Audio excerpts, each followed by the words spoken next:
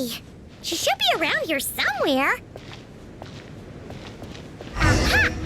Found her!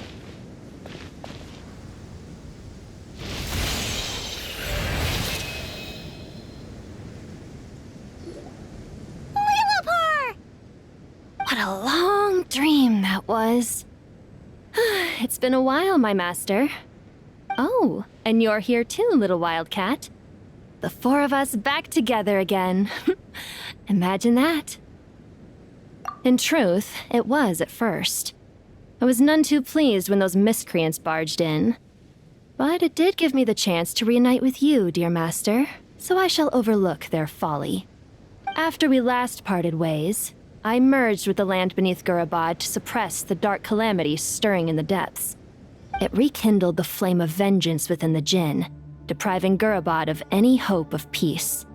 I fought against it for a long, long time, until one day, I sensed a change in a foreign land to the west.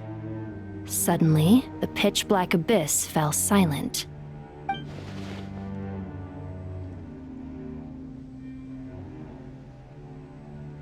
Once satisfied that that dark power could no longer bewitch the Jinn, I too fell into a deep slumber, from which I have only now awoken. Why have you returned to Gurabad, my master? And why is my sand-swept homeland in disarray once more? Well, basically, Sumira is in danger and a lot of our friends are affected. Some bad guys messed around with Irminsul and now they've released the Jinn in here. We managed to chase off the culprits, but we have no idea how to seal this place back up and stop the sandstorms. Child's play. I shall quell the Jinn and scatter the storms. Thank you, Lillipar. No need to thank me, my master. I have granted many wishes in my time, and this was the most trivial of them all.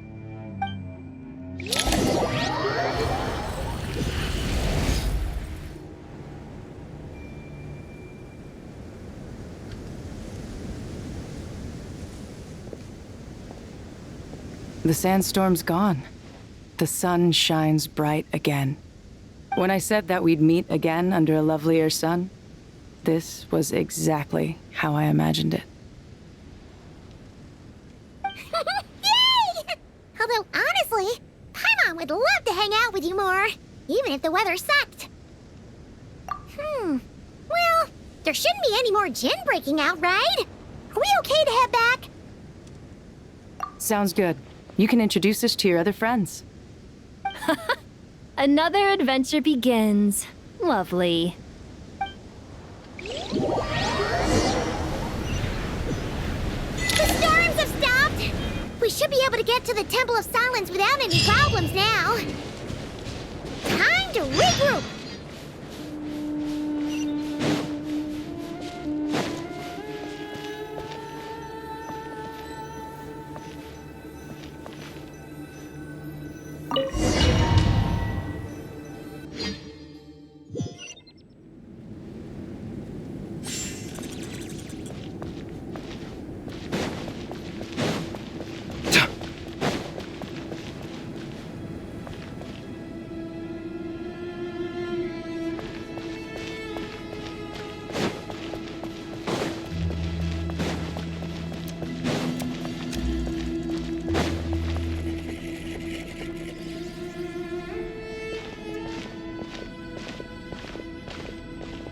So, this is the Temple of Silence.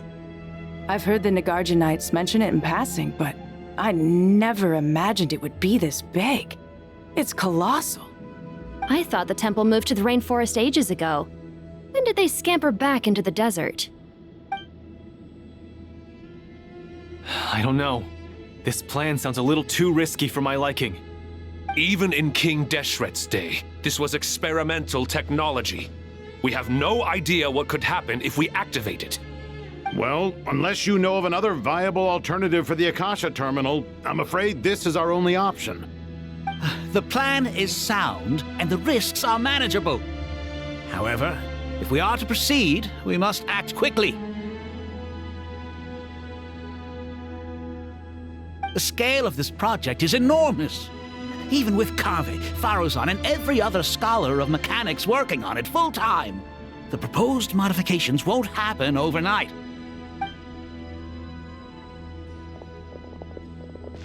You're back. Everything all right?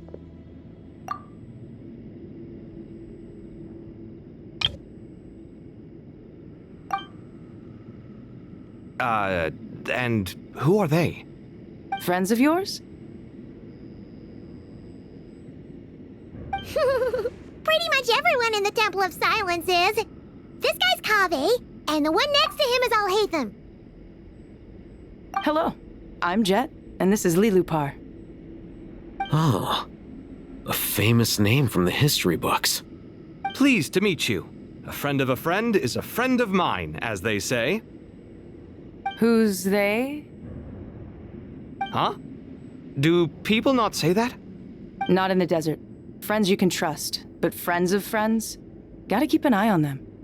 Still, I do trust the Traveler's judgment. I'm sure you're good people. The sandstorms have calmed down. I take it the Gurabot problem is resolved? What did you find?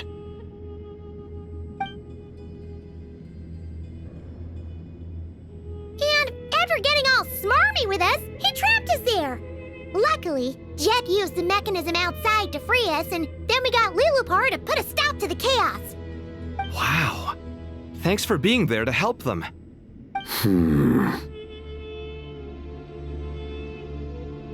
So, this mystery man openly admitted that he was merely a Harbinger subordinate. Yeah? Is there something weird about that?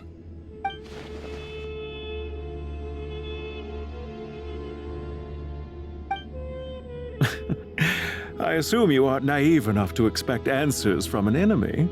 Well deduced. Our commander, Dottore, died in Nordcry.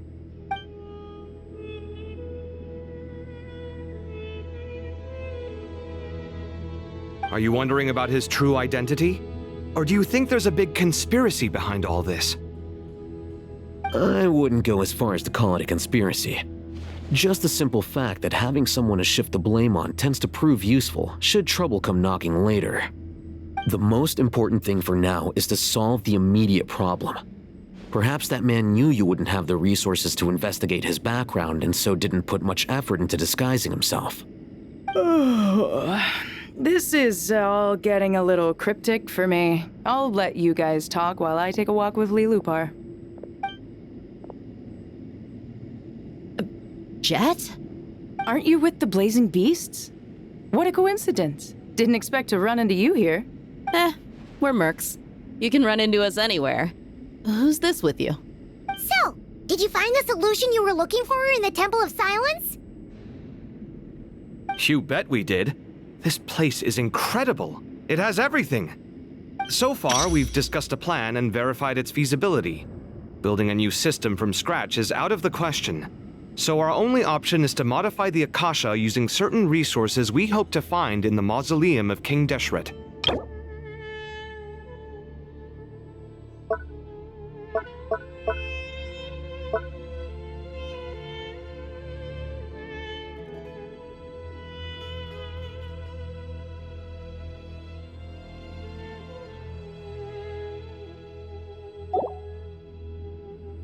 According to certain sources in the Temple of Silence, there is a core device in King Deshret's mausoleum known as Aru. Little is known about this device in academic circles, which suggests it was hidden quite effectively.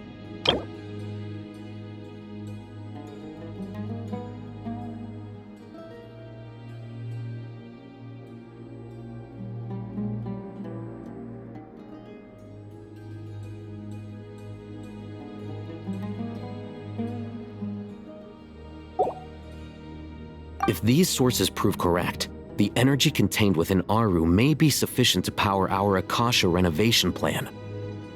However, this raises difficult questions regarding technological integration. The sages are still debating it. Yeah, but I'm sure they'll reach a compromise once they've argued it out. The people of the rainforest are always cautious when it comes to desert technology. But times of crisis like this leave us with little choice. Wait, Paimon has a question. Is this the same Aru we've heard of before? It's sealed off, right? Some sort of prison where the Goat King, Ibis King, and Crocodile King are locked up. Well remembered. Yes, that's exactly right. According to our records, Aru was the most brilliant creation King Deshret ever conceived of. Built by divine and mortal artisans working together. It was a miraculous accomplishment, and it lies hidden deep within the king's mausoleum to this day. That being said, what Aru actually does and why it was built, those are deep secrets we are not privy to. Until recently, I wouldn't have been optimistic that the place even exists. The only reason I'm inclined to believe it now is because we heard it from the Ibis King Thoth himself at his temple. The tale of how the 3 retainers of Al-Akhmar were imprisoned in Aru.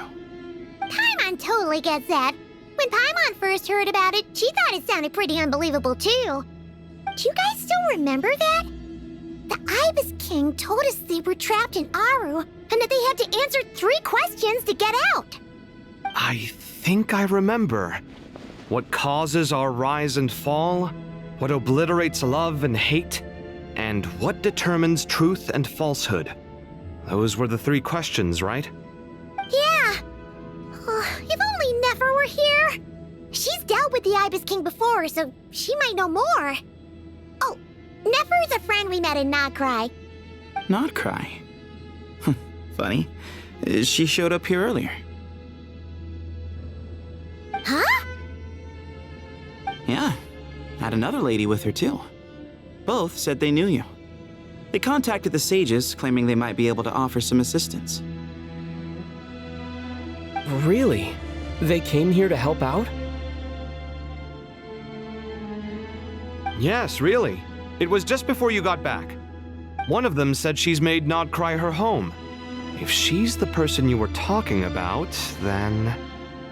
Looks like betting on Aru was the right choice. See? They're right over there. Nicole! Nefer! Why, hello! We're here to help.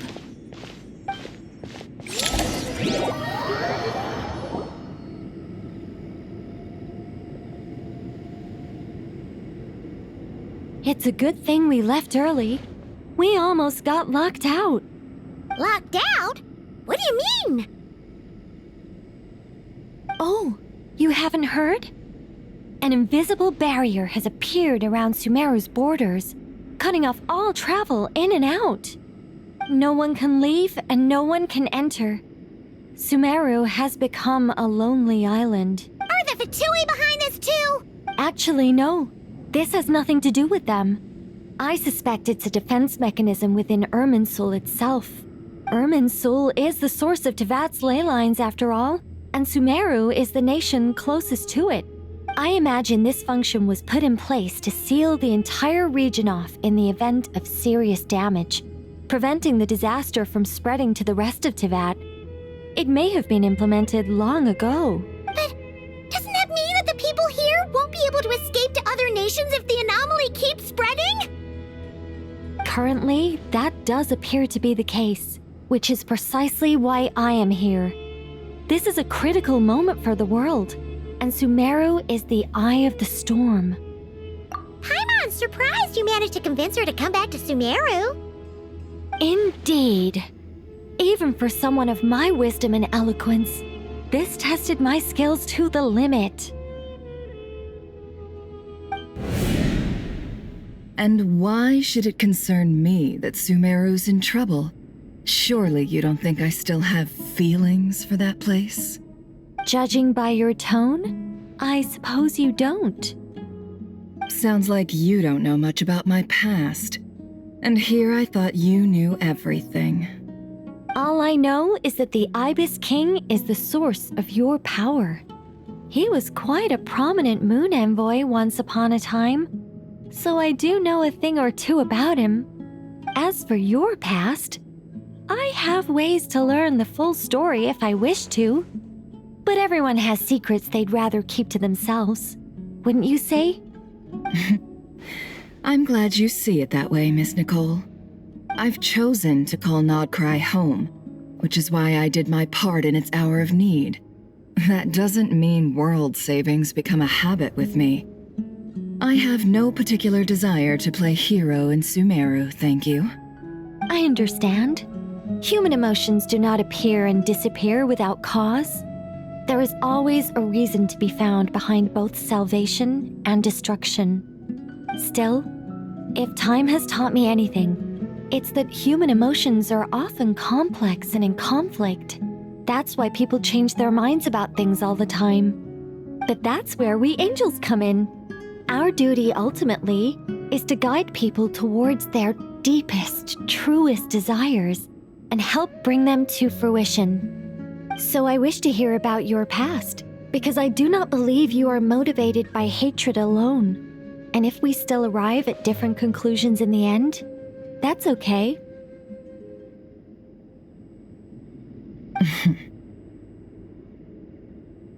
I refuse.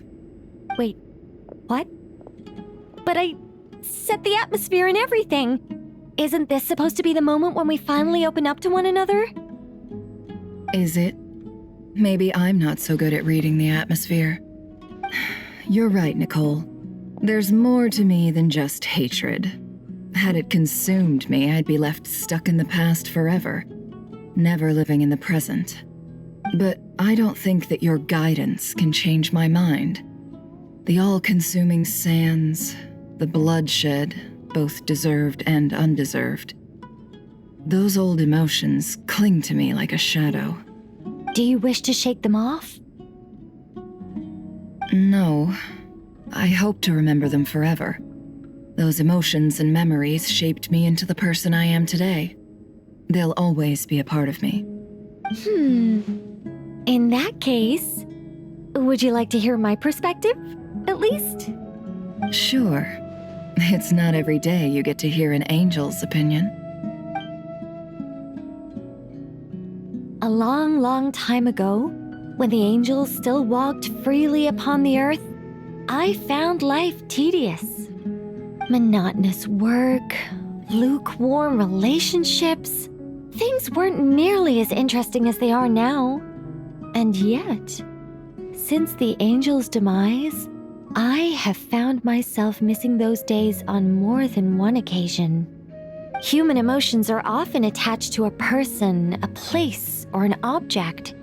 When those things are gone, the memories quickly fade, and the emotions slip away along with them. If Sumeru were destroyed, both rainforest and desert would be no more.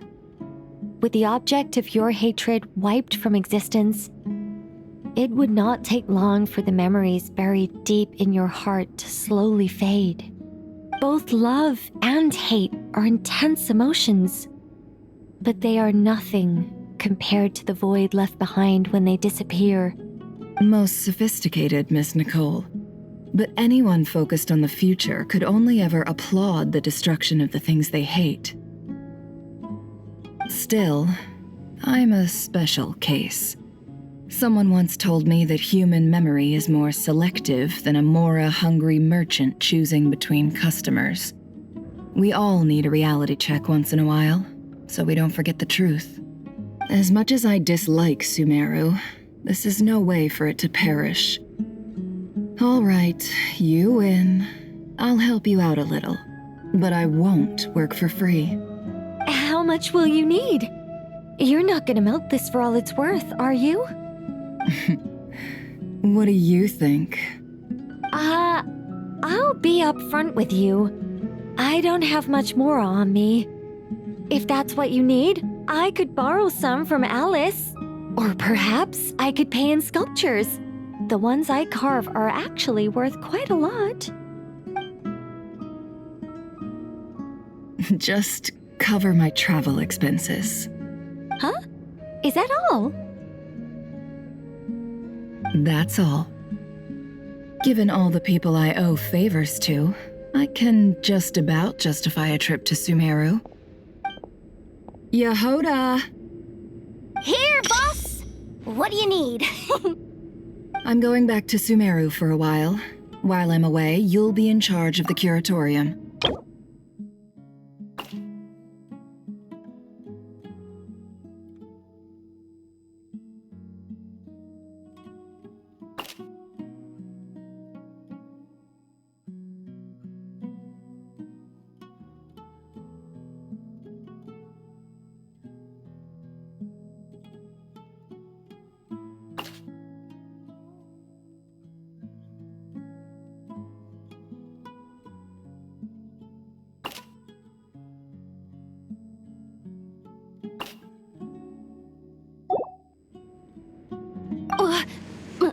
me.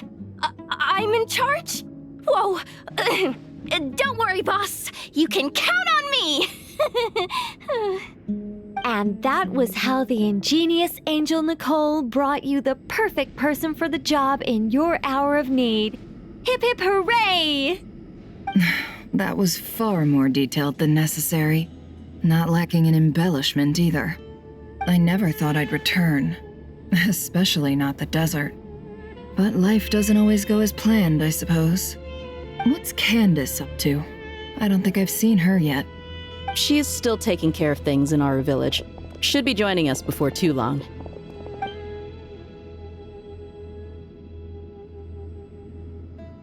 Oh, and sorry. Hope we're not interrupting anything. We have some good news, though. We're planning to go to the mausoleum of King Deshret to look for the legendary Aru, then use it to try and restore the Akasha system. According to records in the Temple of Silence, the mausoleum houses something called Aru's Chute, which can be used to establish connection with Aru. We still have some time before we leave, so there's no rush. By the way, who are these two new faces? Just call me Nefer. I'm based in Nodcry. Did I hear you mention Aru? Correct. Well, I happen to have a connection with one of the 3 retainers imprisoned inside, the Ibis King. I'm here to get things done, so if you don't mind, I think I should come with you. That sounds perfect. Miss Nefer, are you from the desert by any chance? Why do you ask? I don't know. There's a familiar air about you. Plus, you mentioned Candace. Sorry, I don't mean to pry. It was just a random thought. I'm Dia, an eremite mercenary. My work usually keeps me out in the desert. I'm on good terms with Dory, and she's mentioned you all before.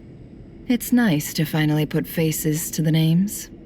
However, my associate here is probably less well acquainted with you. Why don't you all introduce yourselves? Actually, I'm a little better acquainted than you might think. Huh? Huh. Are my eyes playing tricks on me? It looked like you spoke without moving your mouth. Ventriloquism. I have heard tell of it before. What is it, Kale? It's you! You're the voice who's been speaking in my head, aren't you?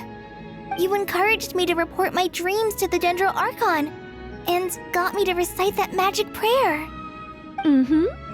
I have many titles, but let's go with the most pertinent one. I am Nicole Rain, an angel who has lived since ancient times. An angel? Sounds like a big deal, but, what exactly is an angel? Oh, Well, we're a rather long-living race of beings. Not gods, technically, but we can still tell you a lot of stories from ancient history. Yep! And she's also an amazing sculptor! You could say she's a real creative type. Well, ma'am, if both the Traveler and Paimon give you rave reviews, you must be pretty impressive. Oh, please don't call me ma'am. I find it so awkward when people get too formal with me. Just relax and be yourselves. No need to be nervous. Miss Nicole, if it's okay, could I ask you a few questions? Yes, you may. I can see your heart is filled with confusion, and you are desperate for answers. I also know which questions you want to ask me. Why did you dream of Sumeru City in disarray? Why did those verses soothe the djinn only when recited by you? I can guide you to the truth, but it involves a personal secret of yours. I'd prefer to speak with you alone, if possible.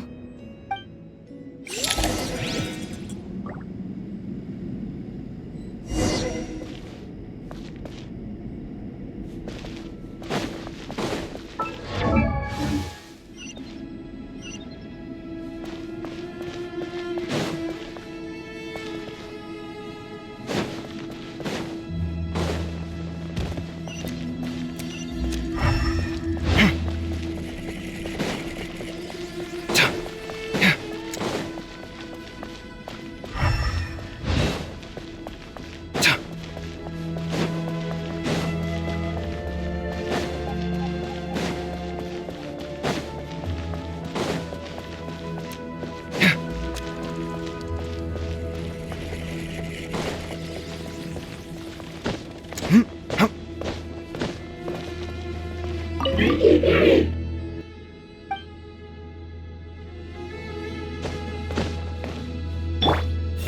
hold hands!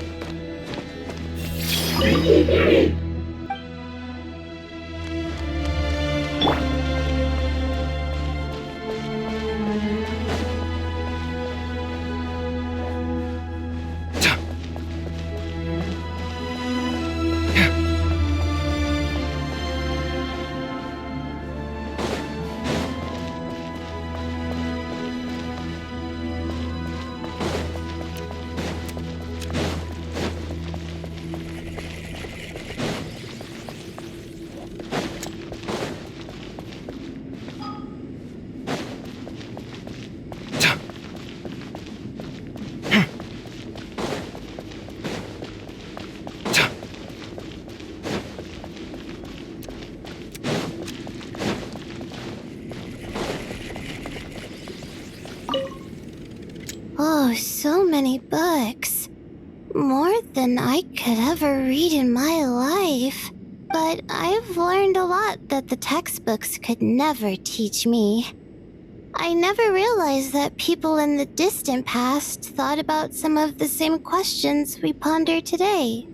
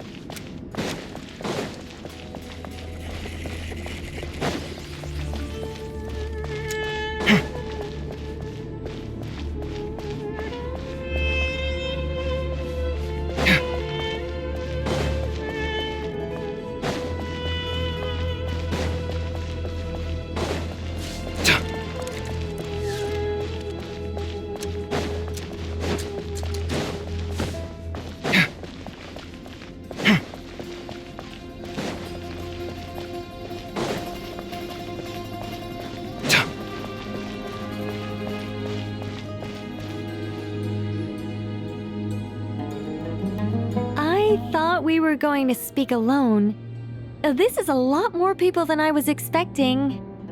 What's wrong with it? Even the doctors at Dar al-Shifa allow patients to be accompanied by family members. Well, If Kale doesn't mind her secret being revealed, I have no problem with it. Thanks for being so considerate, Miss Nicole.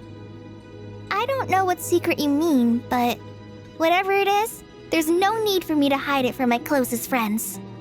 Closest friends? It's so nice to hear that. All right. In that case, I'll get right to it. Kale, are you aware that there are god remains inside your body? I am. When I was young, I got sick with Elazar. Nothing could cure it. The Fatui convinced my mom and dad that they could help, and I was sent to an unfamiliar place. There were a lot of other kids just like me there. This creepy guy injected us with some strange medicine, which I heard contained god remains. I can still remember the pain like it was yesterday. But thanks to the friends who've stuck by me all this time, I've gradually been able to overcome those memories. Anyway, so you're saying that what happened to me has something to do with the god remains they injected me with? Yes. Those were the remains of Nabu Malikata, the goddess of flowers. What? Huh. Fascinating. You don't seem surprised like the rest of us. Why?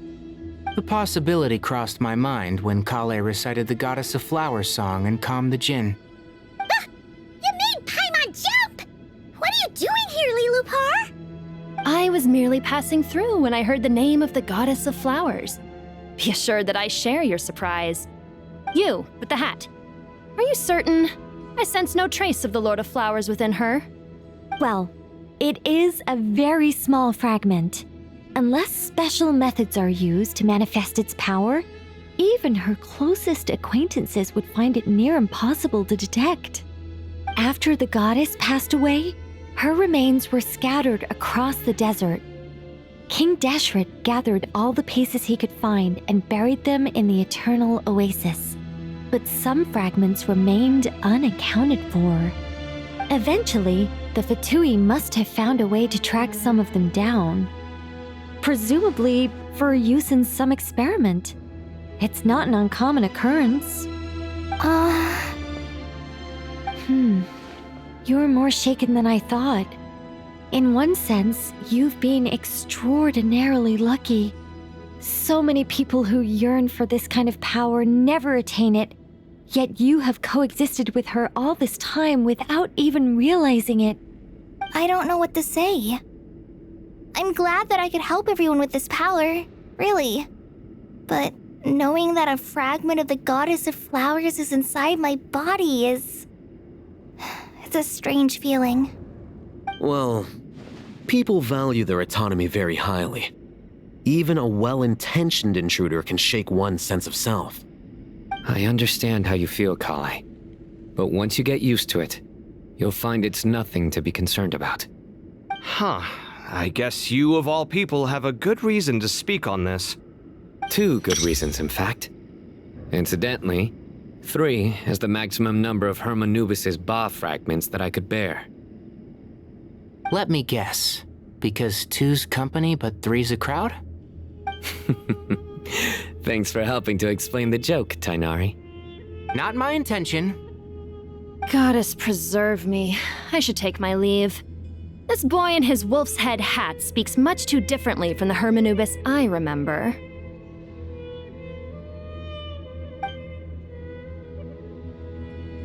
Kale, all I'm trying to say is, no matter how many Hermanubis fragments there are within me, you wouldn't think of me as Hermanubis. In the same way, you are simply you. Yeah, I know what you mean. So about that dream I had, was it a warning from the Goddess of Flowers? Yes. Just like me, she was an angel created by the primordial humans, born with the instinct to guide living beings. Though her body and soul have perished, her essence retains its natural instincts. Even her smallest remaining fragments would do their utmost to send you that warning. The Mother of Dreams? Lord of flowers and oases? She must have had a premonition. That is why she gave that dream to you. We won't let our efforts go to waste. But I still don't understand. Why me? Yes, why indeed? You weren't the only one injected with god remains, but only in you have her fragments persisted. I suspect it may be because of the firm will you showed in the face of suffering. She was likely assimilated by that will. Of course, this doesn't mean you have to shoulder any extra responsibility. As this young man said, you are who you are, and that will not change. All right, any further questions from the family members of the patient? If not, we should head to the mausoleum of King Deshret. Let's move out. Time to put our plan into action. We all hope it'll work. But will we really be able to open Aru? And even if all 7 pillars of King Deshret agree to let us proceed, the scale of the work to follow is daunting to say the least. Haven't you handled other big projects before? I mean, the biggest project I've worked on to date is probably the Palace of Alcazarzaray, I guess? But this is orders of magnitude beyond that. It's a total nightmare. Look on the bright side. At least this time you're actually here when Sumeru needs you most. You won't have to come asking me for details after the fact.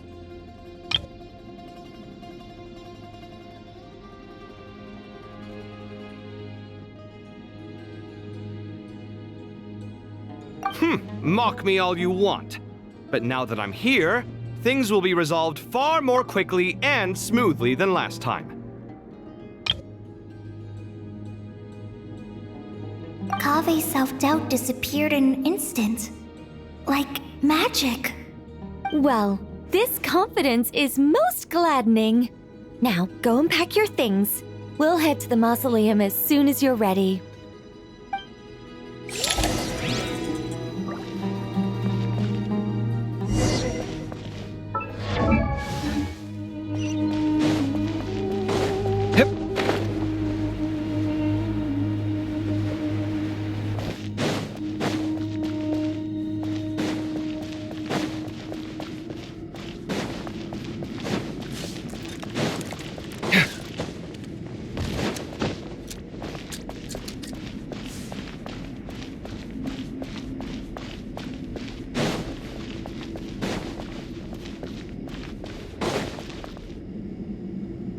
Oh, Miss Nicole. I heard you're a very talented sculptor. Is that true? Oh, I don't know. I wouldn't want to blow my own trumpet. Honestly, even though Kasharawar is best known for its focus on mechanics, plenty of Kasharawar scholars are quite serious about sculpting as a hobby. So if they rate your work, that's enough for us.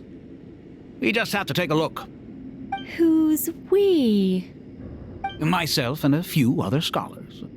Kashif, Daneshvar, come take a look. Oh, well, if you insist, I suppose there's no harm in showing you.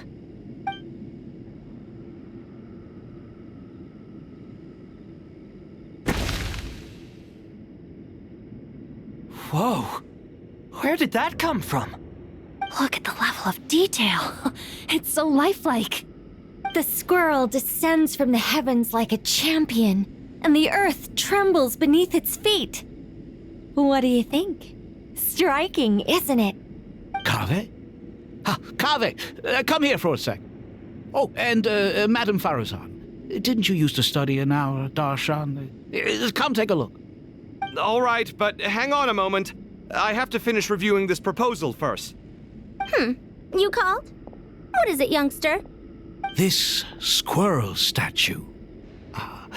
Isn't it cute? Oh, a squirrel. I wouldn't say cute per se.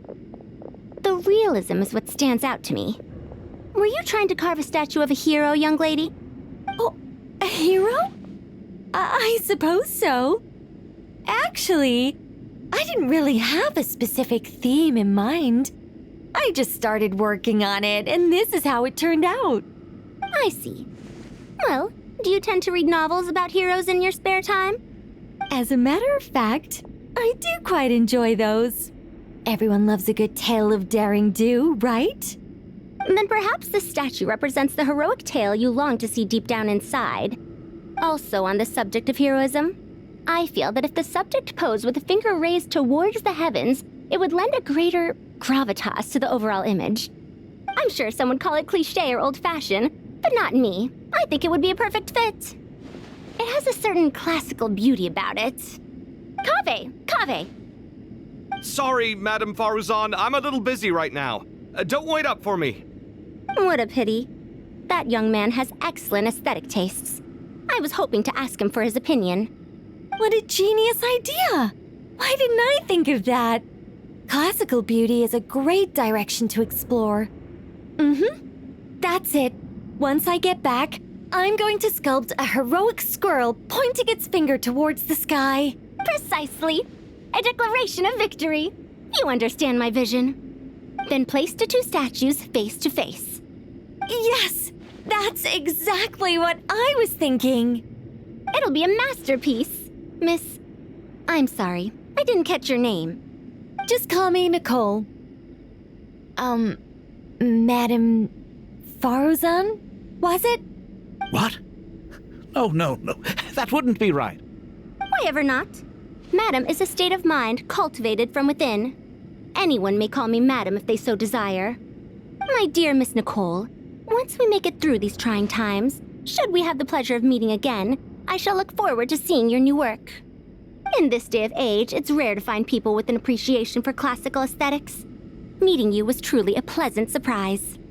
Honestly, I feel the same way. It's been a long time since I met anyone interested in this style of statue. Clearly, they don't call you Madam for nothing. Also, I have to say, you're a very good judge of character. Because when I think about it, I really am someone who likes stories about heroes. That must be why I've quietly kept watch over generation after generation of them. Sorry, keeping watch over heroes? What exactly do you do for a living? Oh, never mind that. Let's not tell Madame Faruzan about Miss Nicole's true identity for now. Good idea.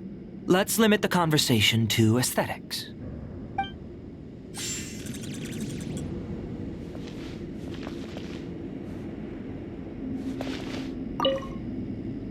Let's not tell Madame Faruzan. Good idea.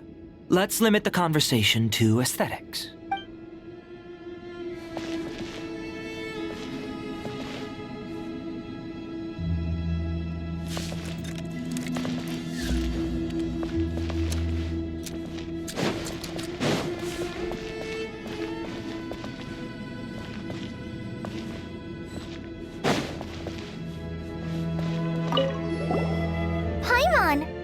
Again for your notes. I'm done copying them, so here you go. You're welcome. Just let Paimon know if you ever need help again.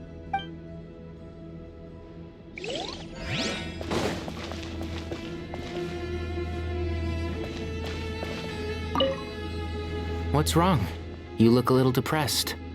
Kale got a fragment of the Goddess of Flowers, and all I got was one of the 7 pillars who served under King Deshret. I lost out, didn't I? That's what you're upset about? You're such a child.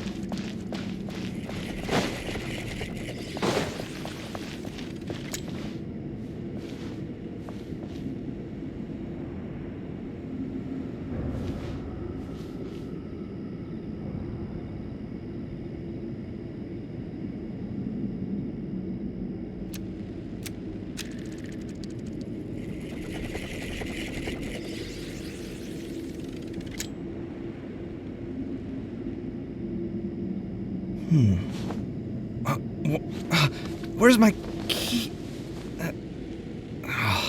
Not again.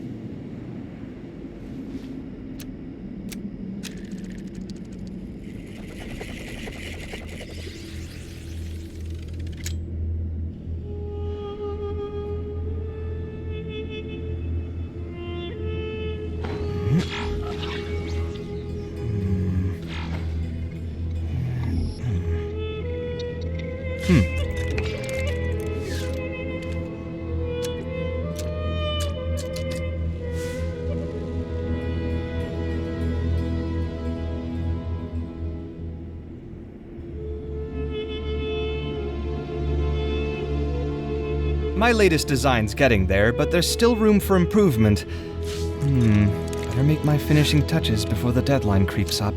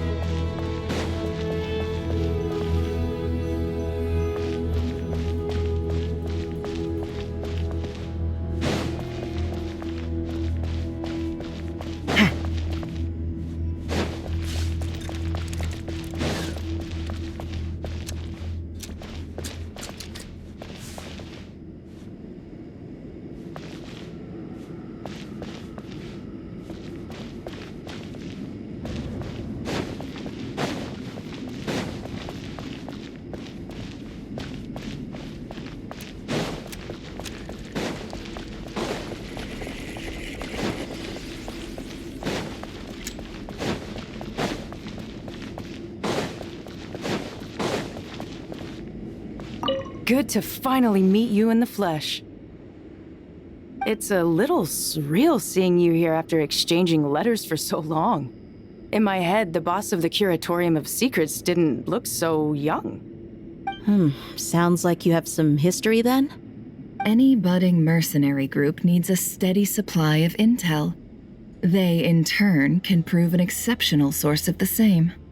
The Curatorium of Secrets is happy to cooperate with friends from all over the world. If you're interested, you'd be very welcome to join our network too, Miss Dia. Can't say no to a solid partnership, especially out here in the desert. Having intel can mean the difference between life and death. But cooperation's built on mutual trust, and there isn't much contact between the desert and Nodcry. So I'm guessing you reached out to Jet first, Miss Nefer? What's behind your interest in the desert? Nostalgia? Or is there someone you're looking to take care of? Let's put all our cards on the table first. Things will go more smoothly that way. I like your style, Flame Mane. Actually, I had this same discussion with Jet before we started working together. To be clear, I have no intention of using you for any ulterior motives, and I have no enemies in the desert as things stand now. Were that to change, I wouldn't drag outsiders into a conflict that doesn't concern them. There's no point in doing certain things if you don't do them yourself. Wouldn't you agree? Well said. Taking responsibility for one's own affairs is the way of the desert folk. Huh. It's like you're one of us. You sure that's a compliment? Absolutely. I'll take it. Perhaps we can discuss our cooperation in more detail now? Sure. I love working with no-nonsense people. And you certainly fit that description. I look forward to a fruitful partnership. As do I, my friends.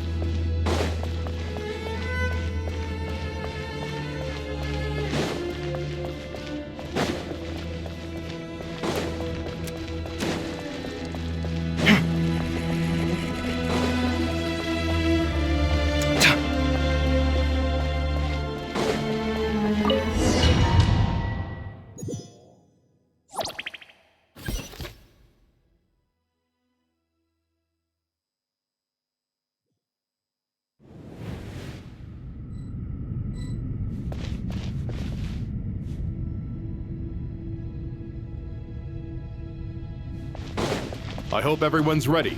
We'll be arriving at our destination very shortly.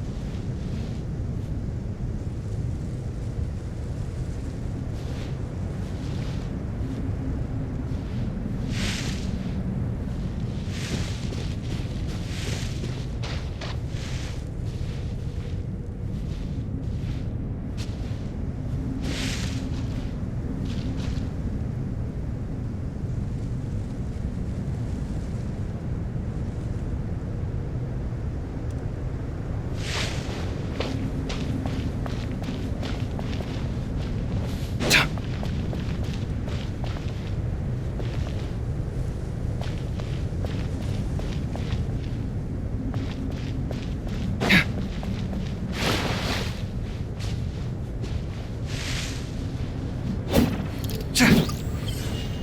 Here!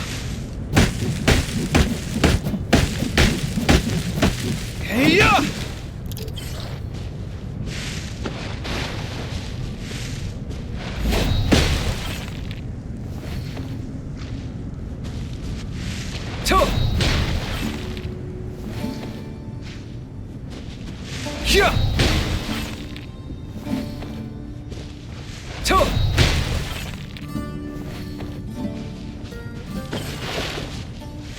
Here!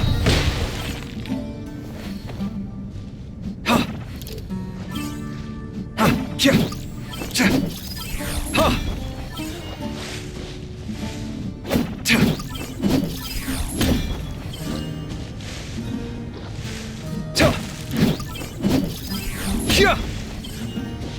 Here! Take!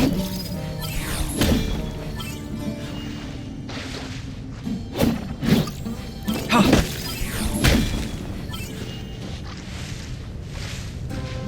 Take! Ha!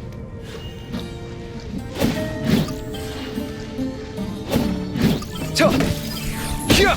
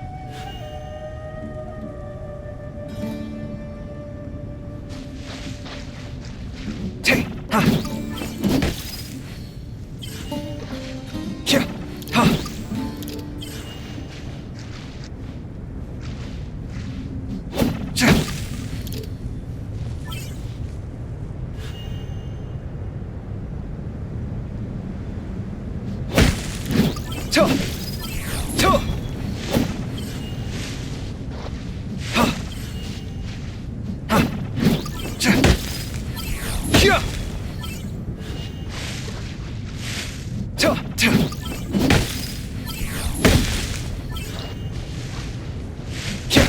Take! Ha!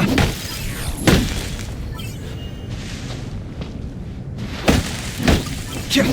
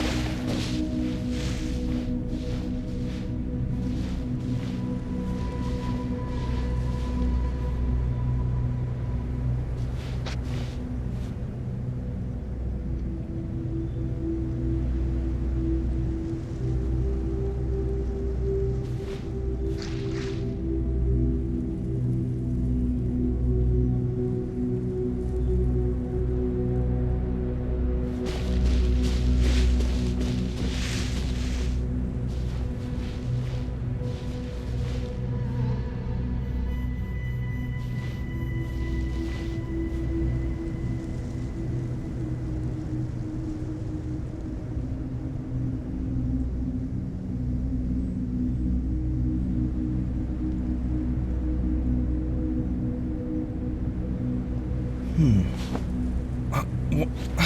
Where's my key? Not again.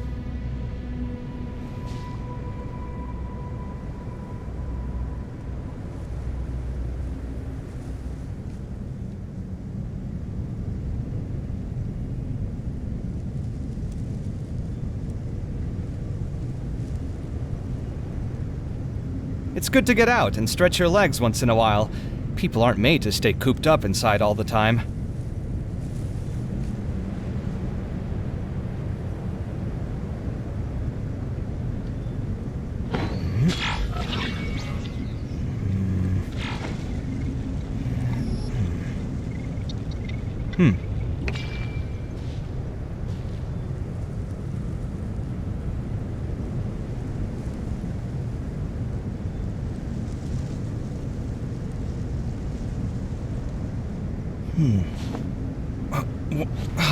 Where's my key?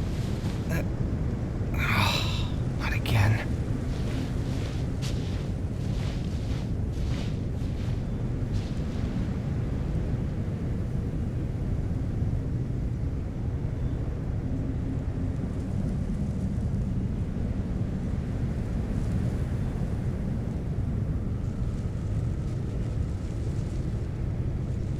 The ability to appreciate beauty is an important virtue.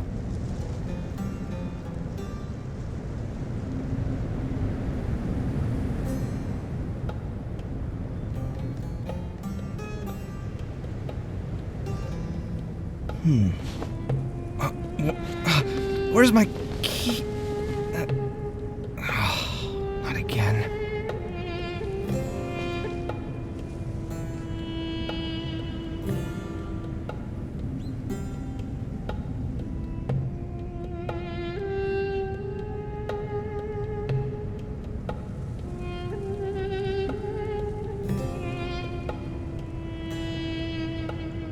My latest design's getting there, but there's still room for improvement. Better make my finishing touches before the deadline creeps up.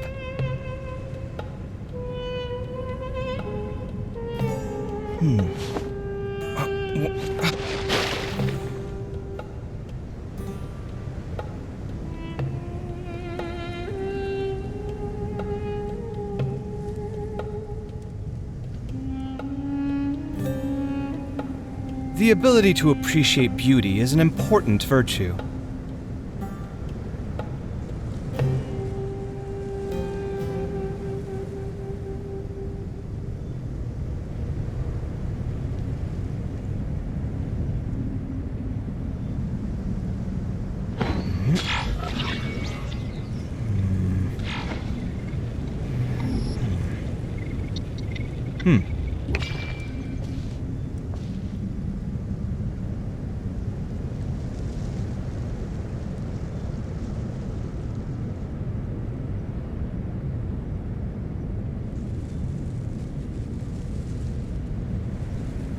It's good to get out and stretch your legs once in a while. People aren't made to stay cooped up inside all the time.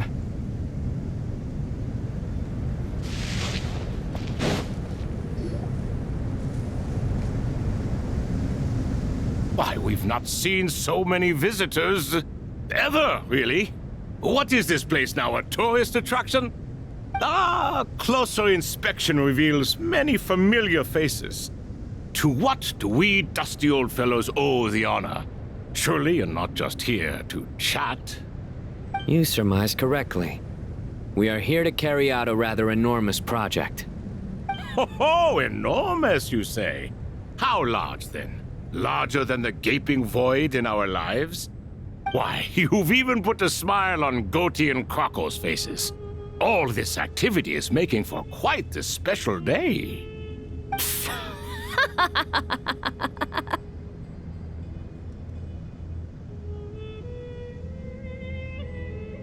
I know that laugh. Lilipar? What on earth are you doing here? Oh, this is hilarious. Turns out good things really do come to those who wait. As long as you stay alive long enough. When did you three get locked up in here? And still you act all high and mighty, putting on a show for the younglings. Truly hysterical. Why, you...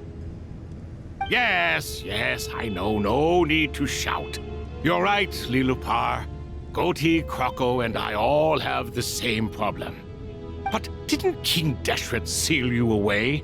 How did you break free, and how did you get in here? Who knows? Perhaps you can ask my master one day, should you ever get the chance. Behold, the executioners of old.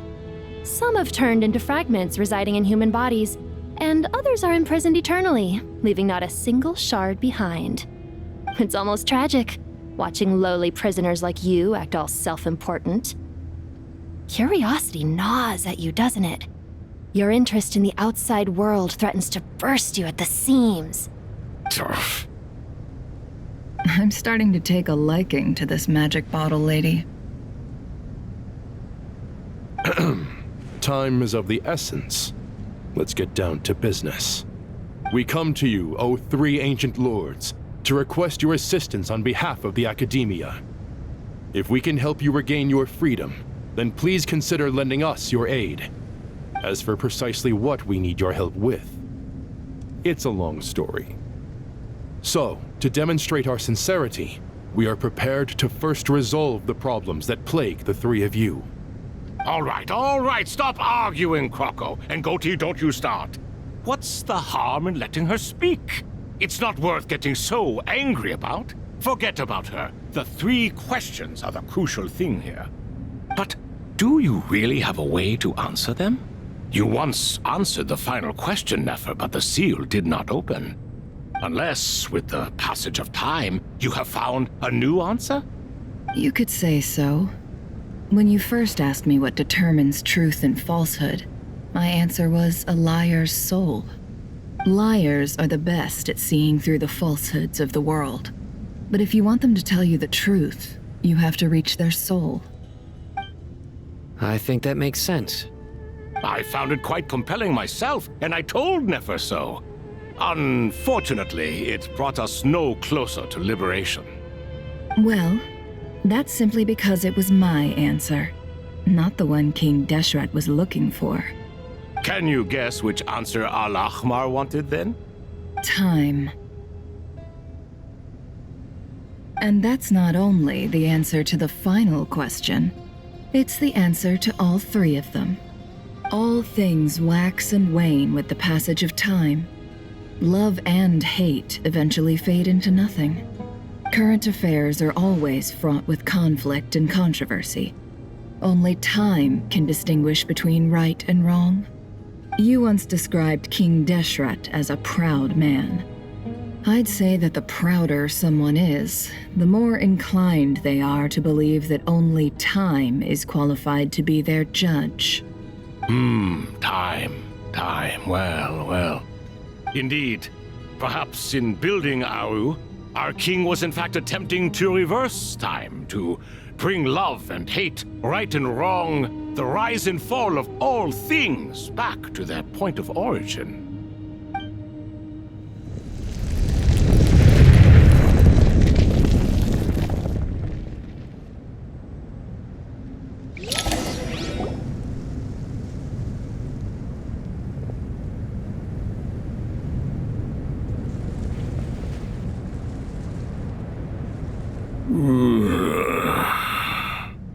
This is the most eventful day I have experienced in a long time. You have my sincere gratitude.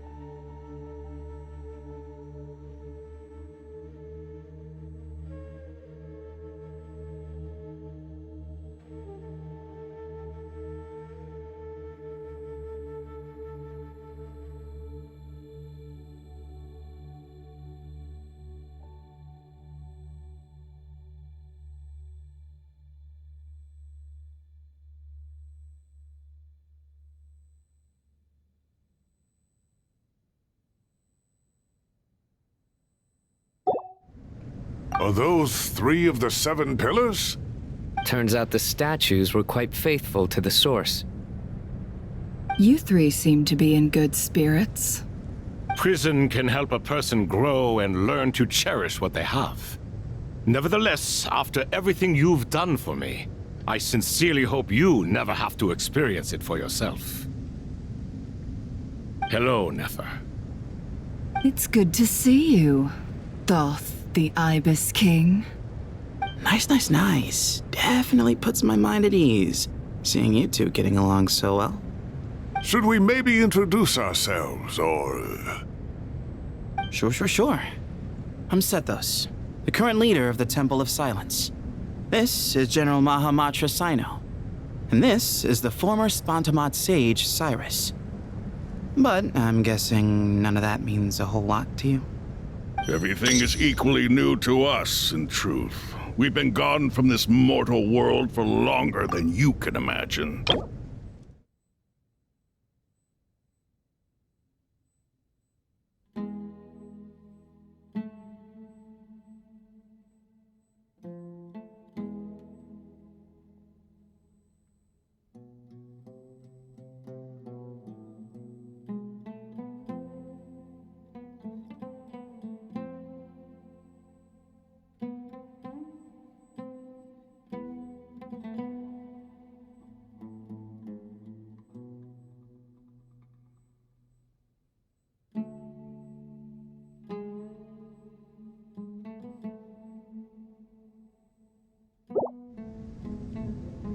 Let's hold off on the introductions for now. We can always ask Nefer about you later. It'll give me something to talk about with my chosen disciple. You're like a helpless parrot. Gods and people of yore are not necessarily welcome in today's world. Self-awareness is one of my finest qualities. I thought I ought to share its fruits with you two.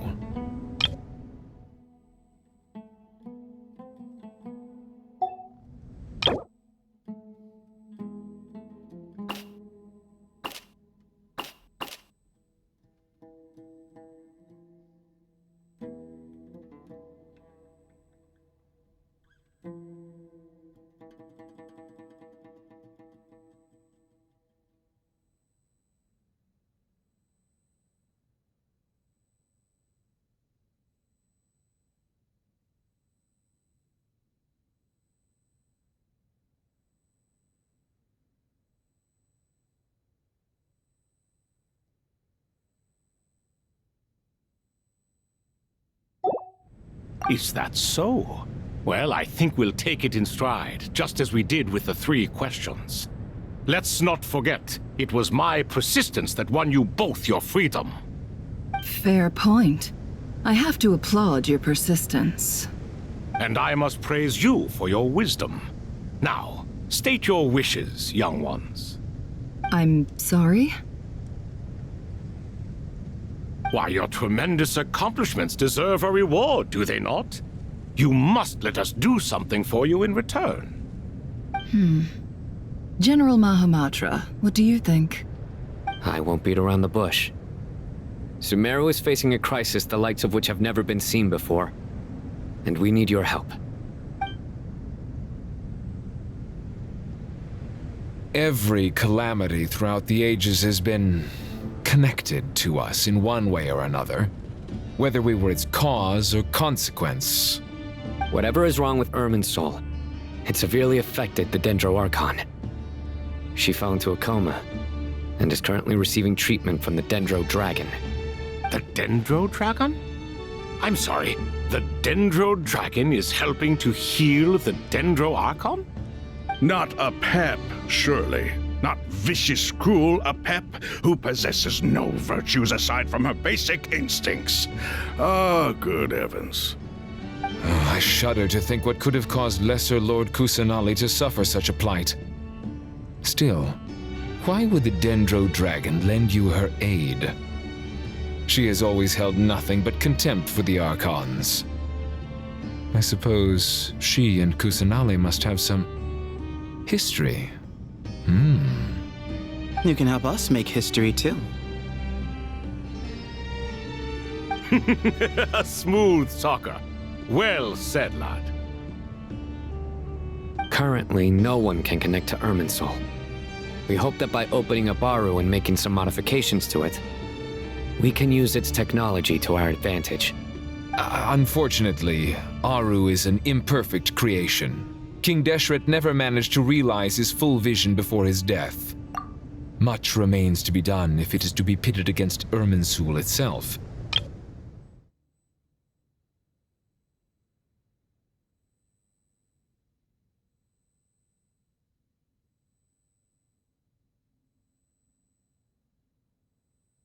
The Dendro Dragon? I'm sorry, the Dendro Dragon is helping to heal the Dendro Archon? Not a pep, surely. Not vicious, cruel, a pep who possesses no virtues aside from her basic instincts. Ah, good heavens. Oh, I shudder to think what could have caused Lesser Lord Kusanali to suffer such a plight. Still, why would the Dendro Dragon lend you her aid? She has always held nothing but contempt for the Archons. I suppose she and Kusanali must have some history. You can help us make history, too. A smooth talker. Well said, lad. Besides, I hear your reasons, but to give Aru up over such would be... The archaeological records clearly indicate that although Aru's construction took a long time, it was not beyond human means to achieve. Modern technology should solve the efficiency issues. We have no choice but to go all in on this. This is by no means a threat. But the only reason we helped you escape from Aru was to gain the necessary leverage to negotiate with you. You asked us to state our wishes, and we have. Each one of us here needs your help, as do all the thousands of people living in Sumeru. They need you, and they need Aru. What do we think, my fellow old fogies? Shall we lend our support or not? Since you ask so nicely, naturally. Naturally what? Are you for or against? I simply mean we shall do what comes naturally. You claim that you wish to open Aru. Know you then that the golden slumber created by King Deshret is preserved within?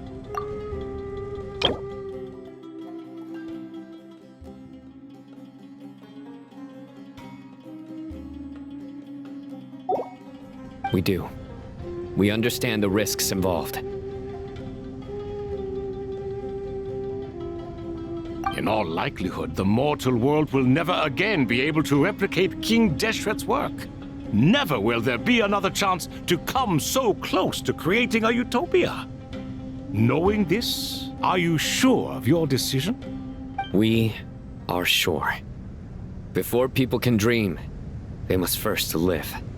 If your minds are made up, very well.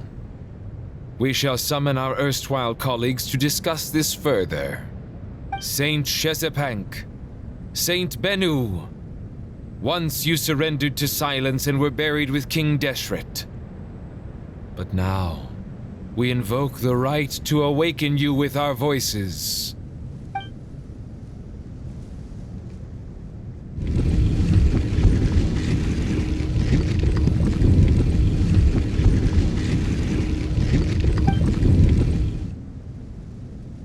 Saint Bennu, responding to your call.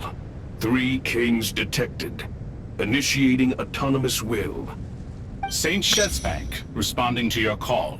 3 kings detected. Initiating autonomous will. Ah, Lord Herreshoff. What a long time it has been. I trust you are keeping well. Then your trust in my well-being has long outlived your physical body. You have always opened with that same phrase, in life, death, and now even beyond. Al-Akmar is long gone. What is the reason for this meeting? You're awake? Good. We are voting on whether to give the people of present-day Sumeru access to Aru and permit them to perform technological renovations. You have the right to support or oppose the motion. Aru is the pride of Al-Ahmar. Opening Aru requires the unanimous consent of the 7 pillars. I hope you have a convincing reason to present to us. Sumeru is currently in the midst of a major calamity. Let us not forget that while Al-Ahmar was a stern ruler, he was also a teacher of wisdom.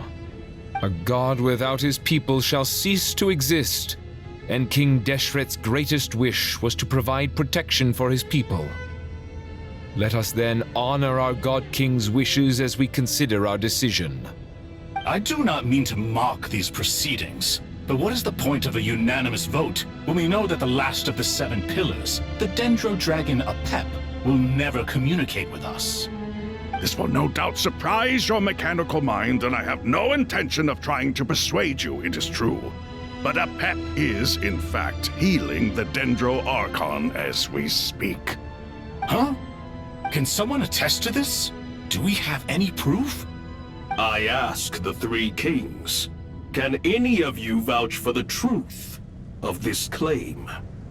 Naturally, the Ibis King, Thoth. What? It was Thoth's disciples who revealed the truth to us.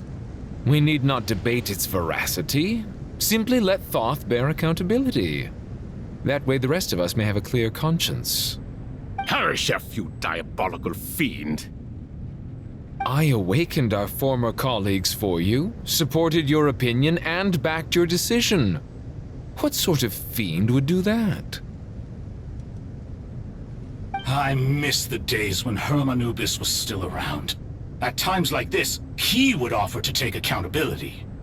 What are you trying to say? Is my word worth less to you than Hermanubis's? Hypocrite though you are, Lord Thoth, you are humorous in equal measure.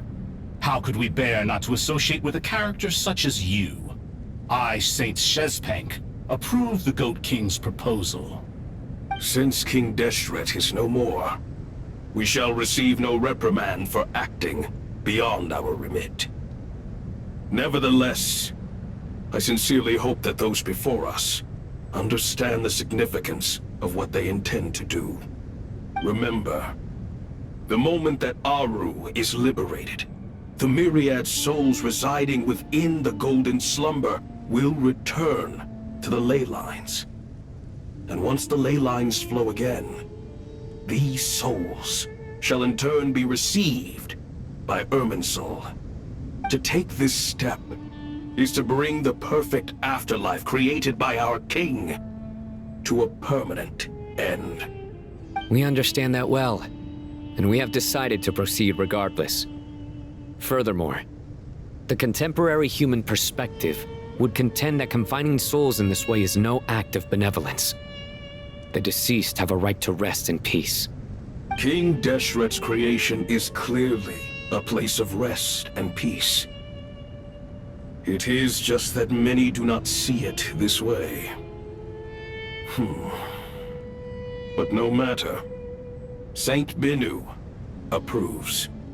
Hermanubis' representative and the Dendro Dragon Apep made their choice ahead of time, while the Goat King, Ibis King, and Crocodile King have also granted permission to liberate Aru.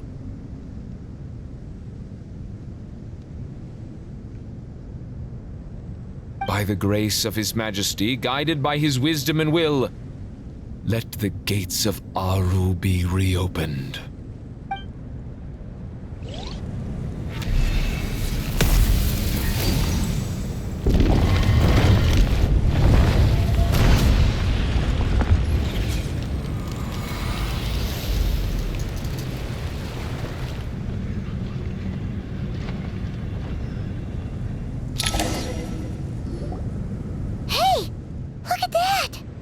What's this? Are we under attack? No. Wait, it's...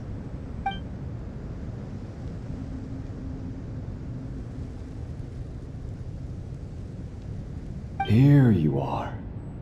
Through the sands of time. I see you. Father.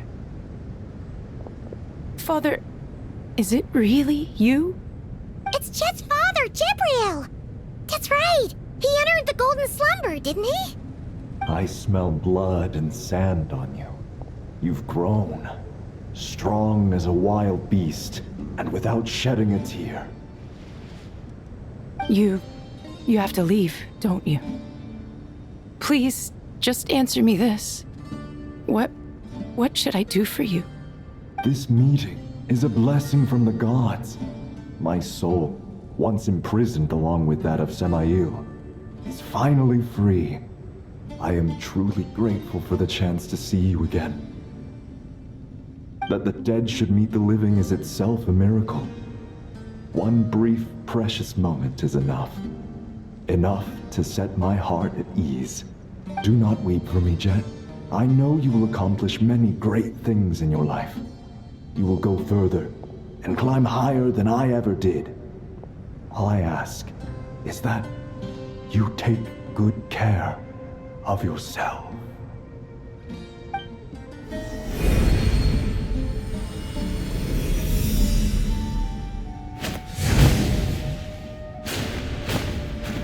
Father! Father! Father. Hey, Jet. Do you want something to eat? Maybe it'll help you feel better. I'm fine. Thanks, Paimon. It was just a little sudden. The chance to see my father again meant the world to me. He was trapped in the Golden Slumber for our sake. And now, after all this time, he can finally rest in peace. I'm glad. It's a huge relief. You've grown strong, Jet. More than enough to fend for yourself. Yeah. I'll leave the past in my memory where it belongs. My family, the good times and the bad. Goodbye, Father.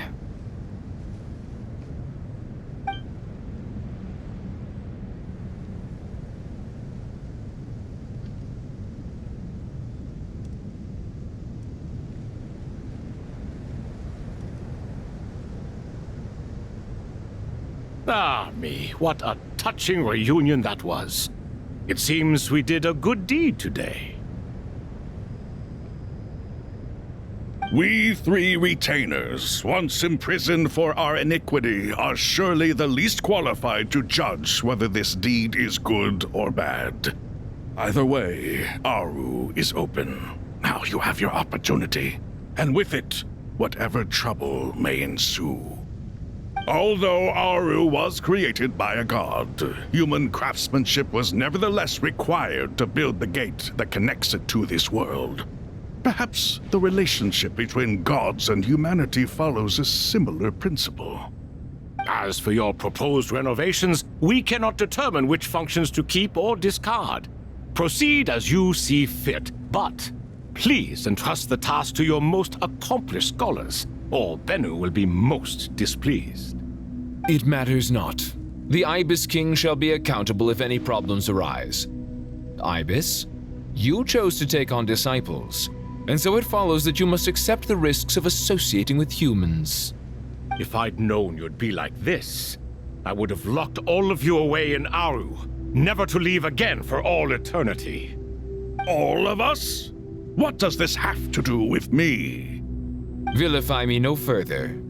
Scholars, since you have liberated Aru, allow me to present you with a gift. Using Aru's power, we shall install a defense mechanism at our king's mausoleum. You must be guarded even against Irminsul itself. This shall afford you some convenience. Unseen and unheard. From this moment forth, none may by sight or hearing perceive anything said or done within the mausoleum. Amazing. And all this is achieved just with the power of Aru? With technology from the heavens, the possibilities are endless. Just because King Deshret did not use it for this purpose does not mean that it cannot be done. So, marvel away. This is the reward you have earned. All right. Well, that resolves the issue of confidentiality. What about the technical side? Do we have the manpower? Why, yes. I've already contacted them. They'll be here soon.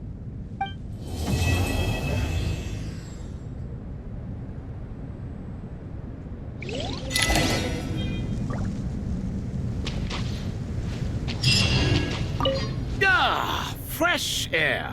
A wondrous feeling. Naturally. I have a sudden urge to stretch my legs. Can anyone recommend a suitable leisure activity?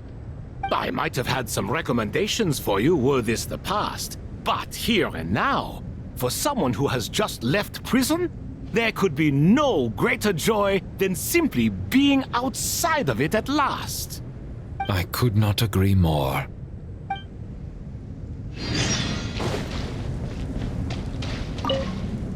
As I thought, the so-called 7 pillars of King Deshret are as underwhelming as ever. What do you mean? Not a fan of the boys' club? As men, as individuals, and even as gods, they are entirely undeserving of my attention. Al-Ahmar once commanded me to select a king from among the people, so naturally my eyes will open only for one who is worthy. Ugh. Can we talk about something else? It all sounds pretty complicated, and I haven't read that many storybooks. You think this is a mere story? Well, many would also say that the journey you shared with your father is not but a tale. My life, your life, they are nothing but stories. Little girl, it appears that you really have grown. In the past, you would have flown into a blind rage at my words, but now you are unperturbed. Oh, it's nothing. I just feel like you're right. Getting all pissed at someone for telling the truth is pointless. It only makes me look petty. This alone is proof enough of your growth. You're doing well, my dear girl. You're becoming ever stronger. Strong enough to defend the people and things you hold dear. You think so? I hope you're right.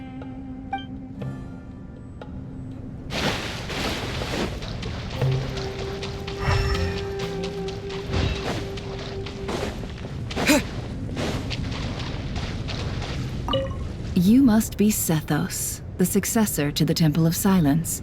Hello. Yep. That's me. Nefer, right? That's what I heard the others calling you.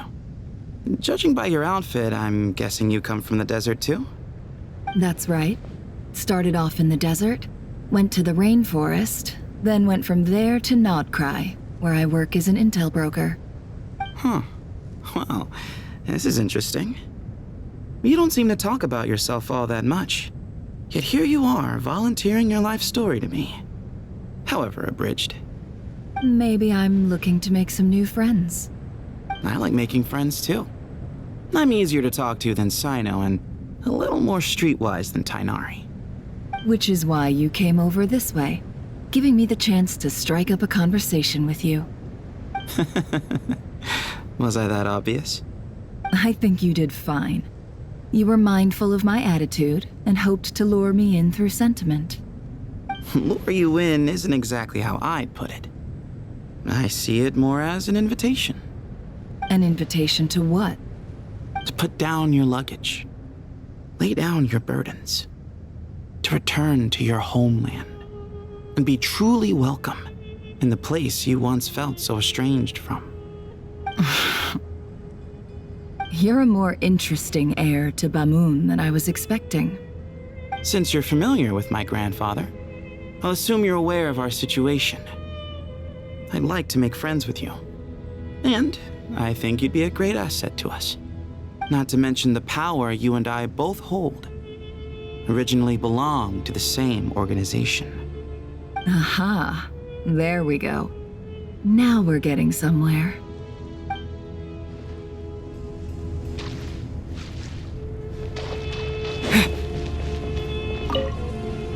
Do you hear that? Sounds like your teacher is scolding mine. Huh. Classic. Did you see her? She's a former Vahumana student who dropped out of the academia and went to Nodcry to work as an intel broker. There's more to her than meets the eye. How can you tell? Do the Matra have information on her? Some, but nothing telling. I'm basing it on the fact that she seems to be an expert liar. She can fool many with her words. A sixth sense for liars after investigating so many of them, I take it? Yep. What about you? What do you make of her? A little earlier, in the corner. I noticed she gave some supplies to Jet and had her deliver them to the main group. She's meticulous and highly observant. Besides, what was it you said? Making it to the top is no easy feat in any profession. Anyone who's at the top of their game has to have some sort of edge over others. It's true, but she's not the only one at the top of her game. I also am, and so are you. Sure, but what's to guarantee she won't overhear us talking about her? Don't worry, I have my methods. Sethos is distracting her. Ah, I see.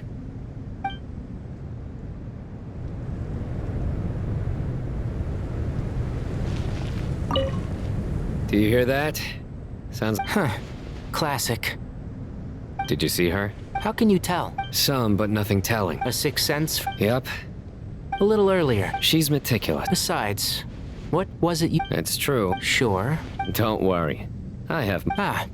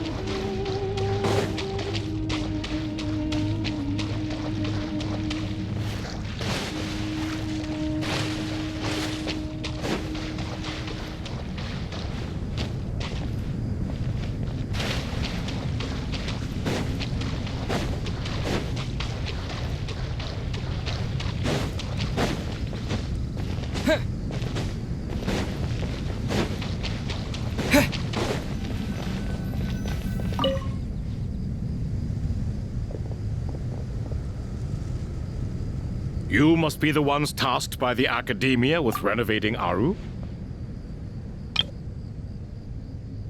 That's right. Good afternoon. I'm Kaveh, and these two are Termezi and Naisaburi. Hey, I'll hate them. Come and introduce yourself. We've met before. This is Thoth, the Ibis King, and everyone knows these two. Afternoon, gentlemen. I've only ever seen these two in murals. Ah, the paintings in the temple. They show us chatting, playing cards, playing chess. Precisely the activities we most enjoy, funnily enough. No, only you enjoy playing chess. We were just humoring you. I wouldn't go that far. Back to the matter at hand. A preliminary assessment by the Academia indicates that this project requires expertise in various disciplines, including the deciphering of ancient texts, mechanical engineering, the restoration of ancient ruins, and elemental theory. The most capable minds in their respective fields are here before you. If there are no objections, we'd like to begin our work. The artisans who built Aru for Al-Ahmar gave their very lives to create this splendid work. Follow their example by giving your utmost devotion to this project. I didn't know that. We'll do our best, of course, but we certainly won't be sacrificing our lives. Such brazen words.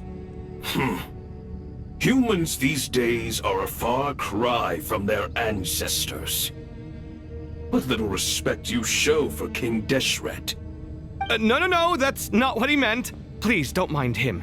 He shares your sentiments, just not your, penchant for hyperbole.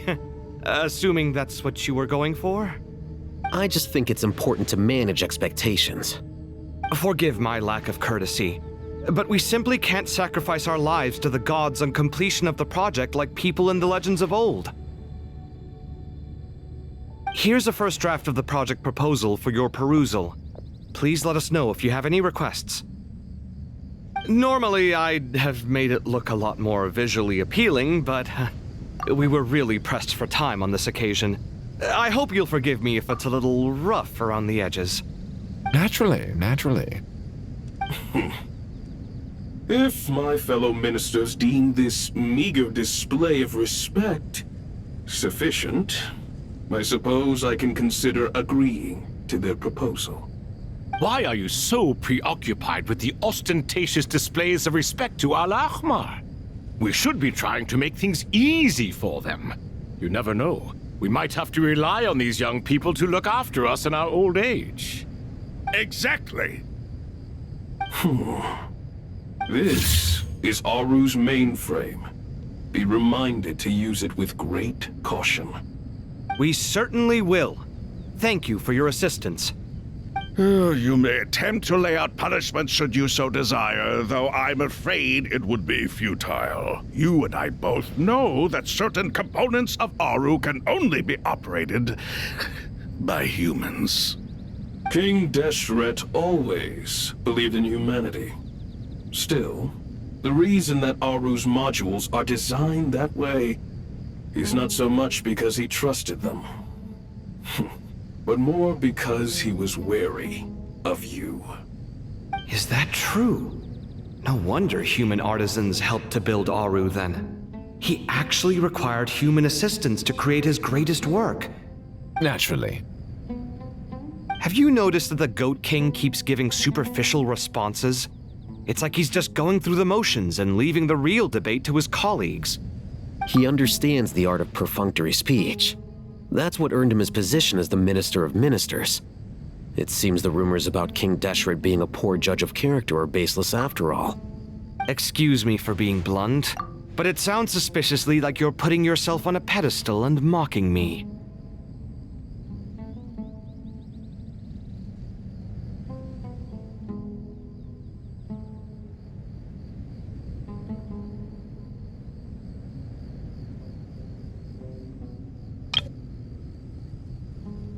You're mistaken.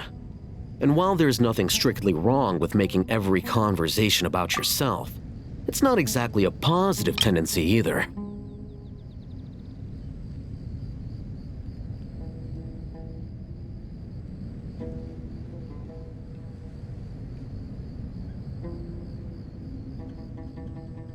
You? Whatever. I knew it'd be like this working with you.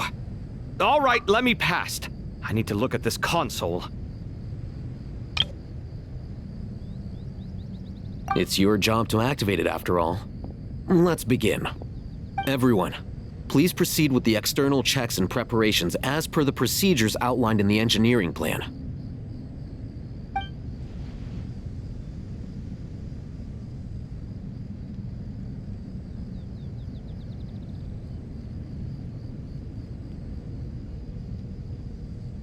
Hello there, youngsters. Whoa, the Ibis King came to life. What do you mean, came to life? I've been alive the whole time. You did say we could start our research, right? Are you having second thoughts now? I've reviewed the proposal. The work you're planning to carry out on this grand device is ambitious in its scope. You have ample confidence in your abilities, I take it? I wouldn't say I'm feeling hugely confident, but given how bad things are, I'd rather at least try something than sit around waiting to die. You are the top scholars of your day. I trust you are aware that there are countless links between Aru and the Akasha. Aru and the Akasha? But... I thought the Akasha was the Academia's greatest technological accomplishment, created years ago by the Dendro Archon to help her people access knowledge. And you too? Do you not know either? You've read the instruction manual, right? You tell them.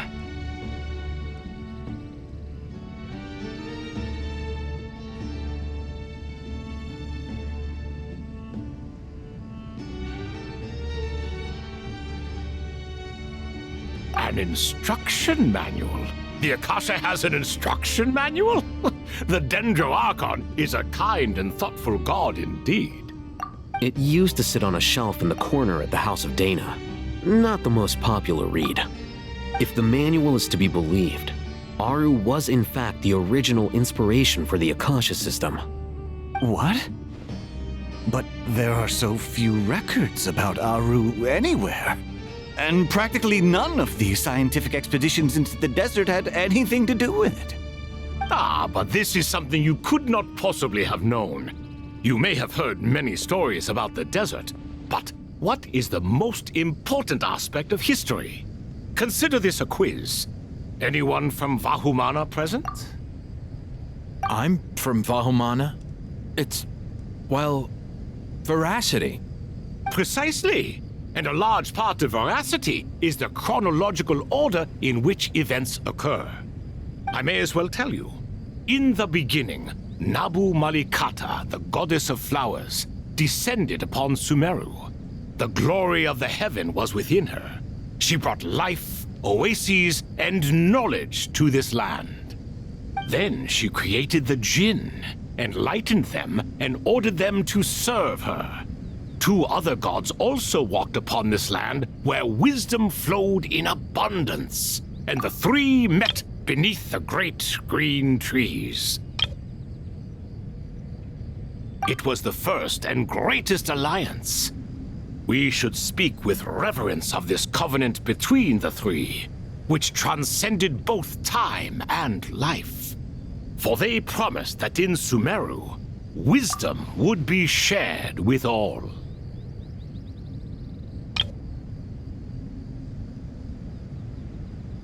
All the great changes in Sumeru's history began with the goddess of flowers. For King Deshret's sake, she pried into the secrets of Celestia, and for this was burned to ashes by the flames of wrath. So grieved was King Deshret by her passing that he lost all interest in state affairs and devoted himself instead to the knowledge that she had brought back. It was after learning of the technology from that floating island in the sky that he first conceived of Aru. And so, the Akasha was inspired by Aru, while the basis for Aru itself came from Celestia's technology. Well, if the 2 share a common technological origin, then connecting one system to the other is an entirely feasible idea. Unbelievable. Have you no reverence at all for celestial technology? No, I do, but there's no time for that. The schedule is too tight. Blame it on the deadline. Perhaps you could try coming up with our cutoff dates. You know what it's like having to turn around 5 different drafts in one day? I wouldn't wish it on my worst enemy. Yeah, also, Sir Ibis King, you don't plan on getting directly involved at all, do you? Yes, well, you strike us more as having come to give a popular science lecture. Or, wait, does this count as more of a first-hand witness statement? Neither. Anyway, this sounds like far too much work for me. Still, if Aru is so powerful, why didn't King Deshret use it for more ambitious ends? Because it was never fully completed. King Deshret had grand plans, but he perished before they could come to fruition. In the beginning, his wish was to create something that could rival the very world itself. The Lord of Flowers sacrificed everything for that ambition. What he desired, she bestowed, and thus was knowledge brought into the world. Her courage and sacrifice had to be honored with the most splendid of monuments, or King Deshret would surely have deemed it a grave injustice. And that monument, built from knowledge and technology, etched with a sacrificial and courageous love, even in its unfinished form, it deserves to be treasured. At that time, King Deshret said the following to the Lord of Dendro. Since we share an eternal covenant, I shall never be your enemy. Hence, the fruit of wisdom from the heavens is not to be devoured.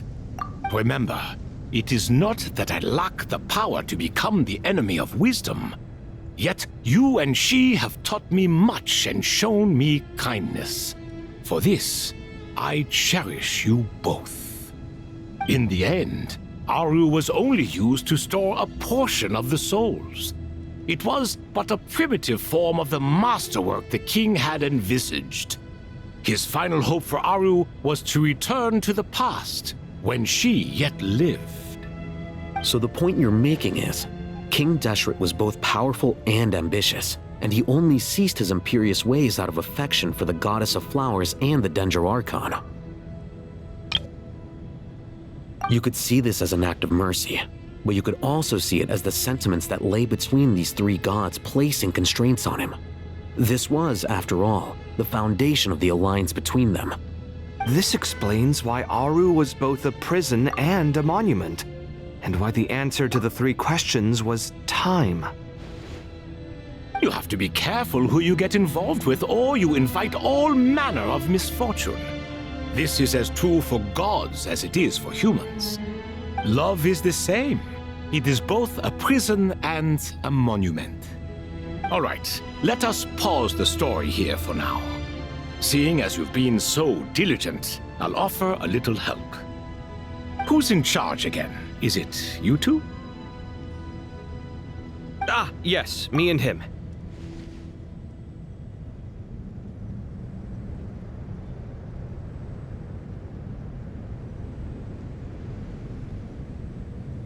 Now then, close your eyes.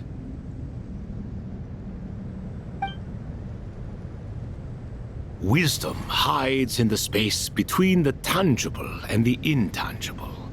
It is to convey the incommunicable through the simplest of mediums. By the power of King Deshret, I shall grant you a glimpse into the unseen secrets that lie at the threshold of existence.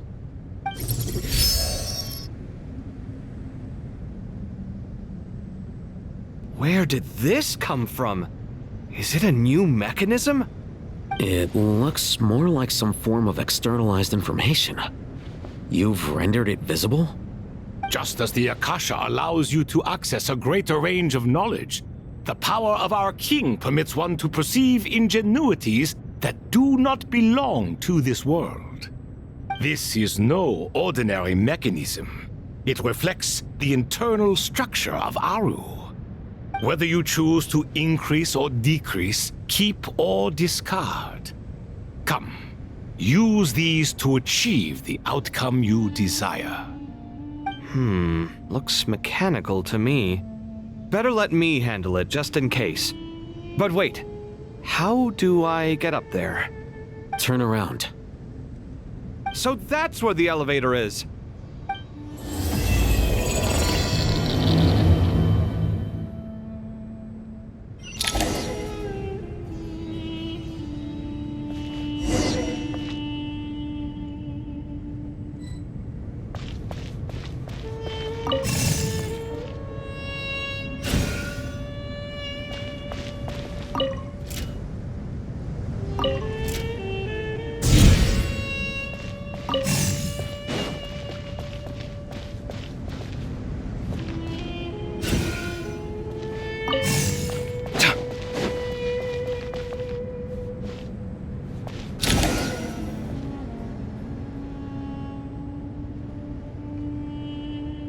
Obelisks were used to record important information in the ancient desert civilization.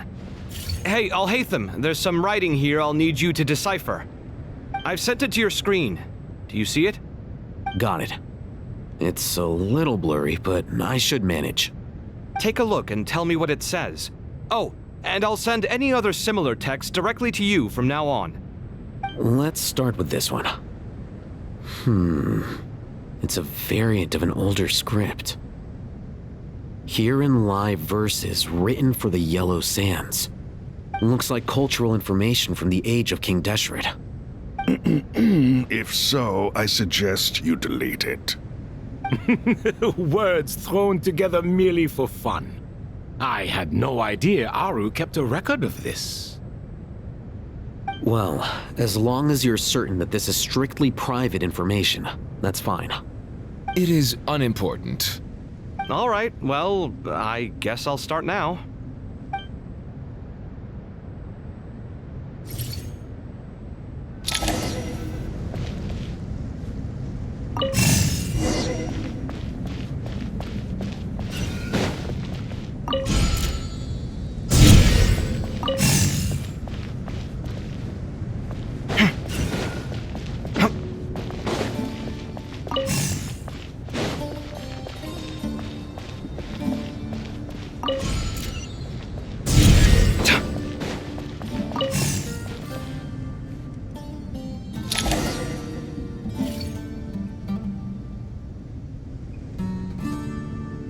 Found some more. Sending them over to you now. These are all reports about the Gurubad conflict. Can we delete them? I'd say so. Most of this information has already been archived anyway. What if there are details in there that Vahumana missed? What are we supposed to do if they come after us in the future? They'll just have to live with it. If we don't resolve these issues now, there won't even be an academia in the future, let alone a Vahumana Darshan. Yeah, you're right. Okay, done. There's some other similar monuments nearby. I'll check them out.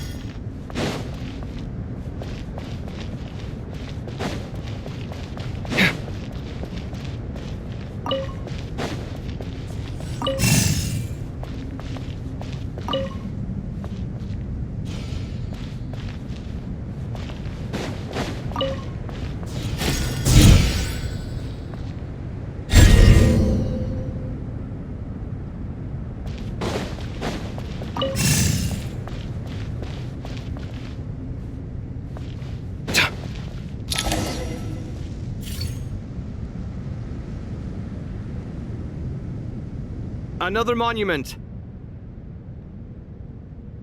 Hold on.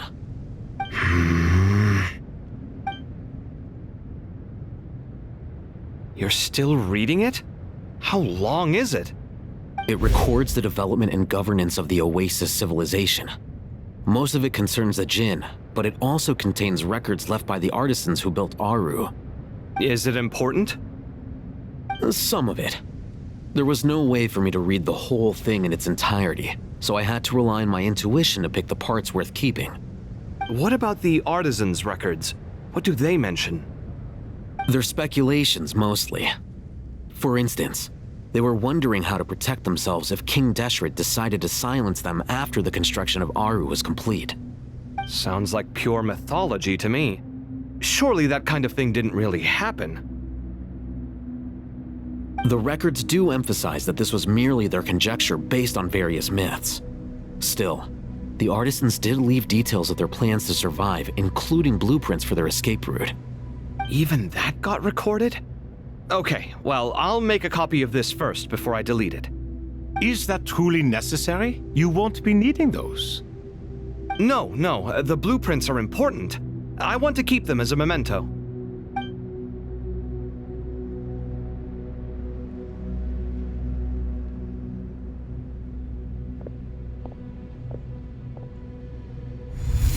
I think that should just about do it. It meets the requirements of the contingency plans, so we should be good. I gotta say, it's the strangest feeling, this cross between reality and the intangible. It's like drifting between life and death, or in and out of a dream, using my own hands to manipulate illusions that are forever out of reach. Chasing dreams in the most literal sense. Definitely a novel experience. What happens if my spirit just floats away? That won't happen. Anyway, I wouldn't celebrate just yet if I were you. There's likely to be a phase 2 of this project.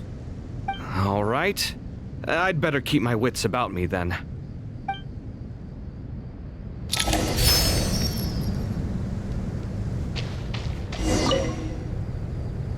I expected that the outside world no longer respected the ancient gods, but even so, I do find the tone of these youngsters to be dreadfully impolite. It should hardly come as a surprise to you. I remember you saying the same thing last time. I assumed that was just a one-off. I did not realize it was the norm. Don't you think that young lad's matter-of-fact tone sounds familiar? It bears a rather uncanny resemblance to you, Goatee. Surely a sign that he is a man of rare intelligence. Oh. The rest of them, though, much better. The blonde-haired one, for instance. So sincere. That's the kind of kid I can respect. Oh, really? Well, what about your disciple, Nefer? She's about the furthest from sincerity that a person can get. And now you hit the crux of the issue. Thoth is spouting lies again. He cares nothing for sincerity. He likes Nefer simply because her personality is just like his. Thus, in giving his approval to Nefer, Thoth is simply validating himself. The rest is but smoke and mirrors. You have some nerve saying that. There really is no helping you two. Shut up, chess rookie. What nonsense is this? How dare you tell me to shut up? How can you engage in such banal chitter-chatter at a time like this?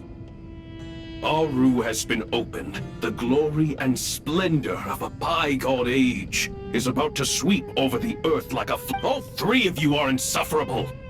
King Deshret was merciful, indeed, giving you a chance to be released from prison. I say, you should have been locked up for good. How can you engage in such banal chitter-chatter at a time like this? Aru has been opened. The glory and splendor of a bygone age is about to sweep over the earth like a flood. And you're here squabbling like petulant children. Ah, but Bennu, look on the bright side. Had they not been released, we would not have been awoken. Oh. You've been here this whole time. You should be scolding them along with me. I miss Hermanubis. It's not a real reunion without him here. And now you're avoiding the topic and talking to yourself. Why King Deshret designed your personality like this, I will never understand. Isn't this simply proof that our king supports my free will? Oh, look at those 2 rust buckets. Suddenly, you two do not seem so bad after all. Here, here. If being stuck together for thousands of years fosters no friendship, I cannot say what would. Naturally.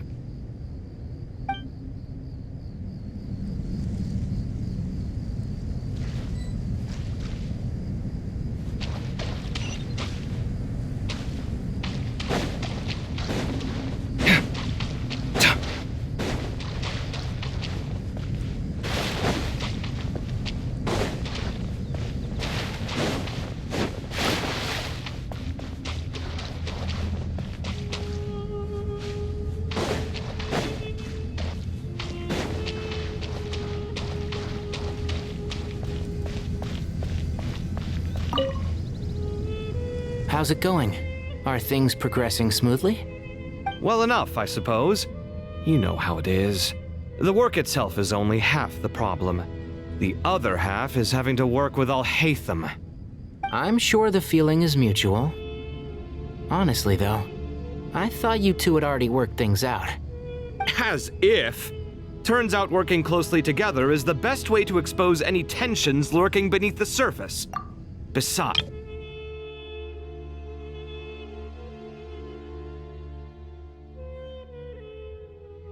I'm sure the feeling is mutual. Well enough, I suppose. You know how it is. The work itself is only half the problem. The other half is having to work with Al-Haytham. I'm sure the feeling is mutual. Honestly, though, I thought you two had already worked things out.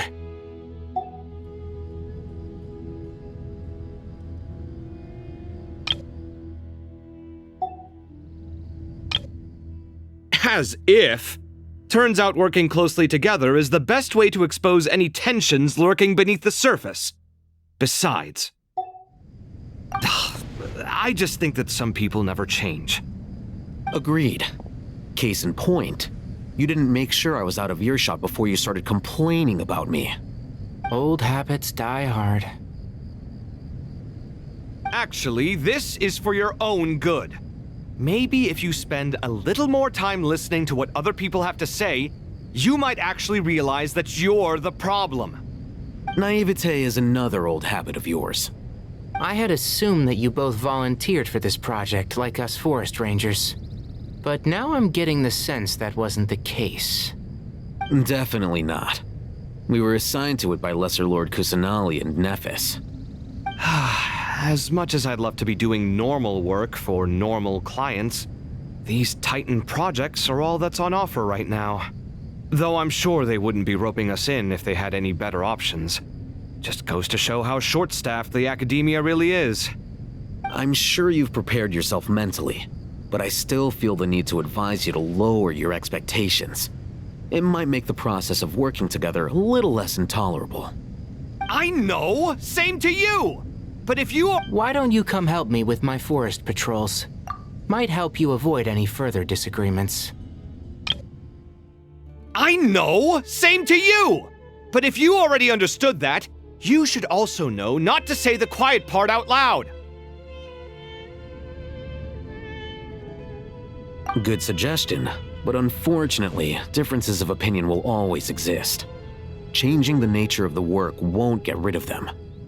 For once, I actually agree. There is zero chance of us ever resolving our differences. Zero! But even so, the work must be done. Care for some coffee? I'm glad to see you making progress. Don't act so smug! It'd be nice if you made some too! I feel like even I've made some progress today. In the past, I never would have dared to try and mediate a conflict between you two while you're both right there in front of me. Apologizing probably makes it sound like I'm in the wrong, but... I'm sorry. I was just kidding. Truth be told, I don't have any work to do at the moment, so I'm just here to kill some time. How's Kale? She's studying with Nicole. I'm not sure how she's getting along, but she seems to be in good spirits at least. I wouldn't worry. Angelic affairs are probably above your pay grade anyway. I know what you mean, but Sino and I are still a little concerned for her. He said he'd go keep Kale company after he's finished training the mercenaries. I'm planning to join them myself shortly. Kale will be okay. Have faith in her. Even we can see how much more confident and outgoing she's become in these past few years. Thanks to you and Sino being there for her and providing guidance every step of the way, she can finally stand on her own 2 feet. On her own 2 feet? Does it feel bittersweet? Watching the younger generation grow up and move on? No, not yet, at least. I was just thinking, I wish there was more I could do for everyone. She'll be fine. Yeah, she will. Just try to relax.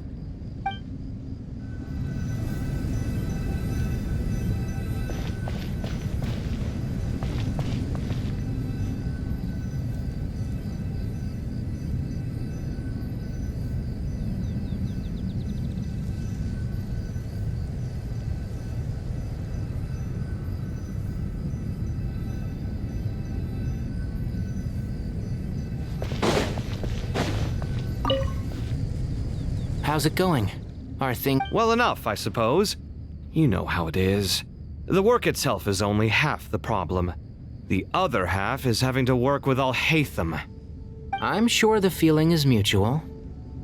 Honestly, though, I thought you two had already worked things out. As if. Turns out working closely together is the best way to expose any tensions lurking beneath the surface. Besides, I just think that some people never change.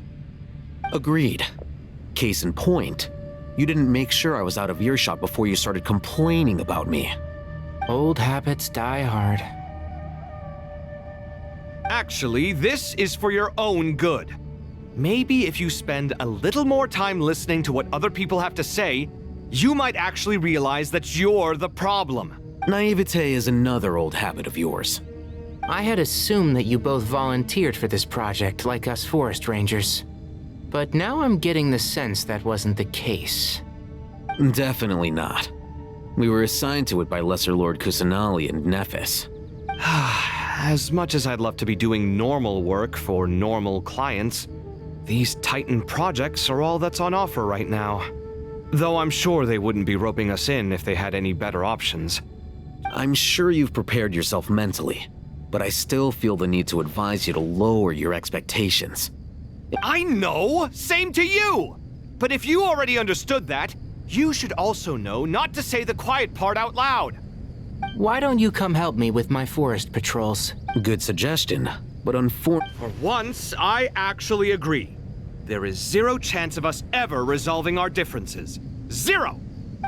But even so, the work must be done. I'm glad to see you making progress. Don't act so smug! It'd be nice. I feel like even I've made some progress today. In the past, I never would have dared to try and mediate a conflict between you two while you're apologizing probably makes it sound like I was just. How's Kale? She's studying with Nicole. I wouldn't worry. And I know what you mean, but Sino and I are still a little. Kale will be okay. Have faith in her. Even we can see how much more confident and outgoing she's become in these past few years. Thanks. On her own 2 feet. Does it feel bittersweet? No, not yet. She'll be fine. Yeah, she will.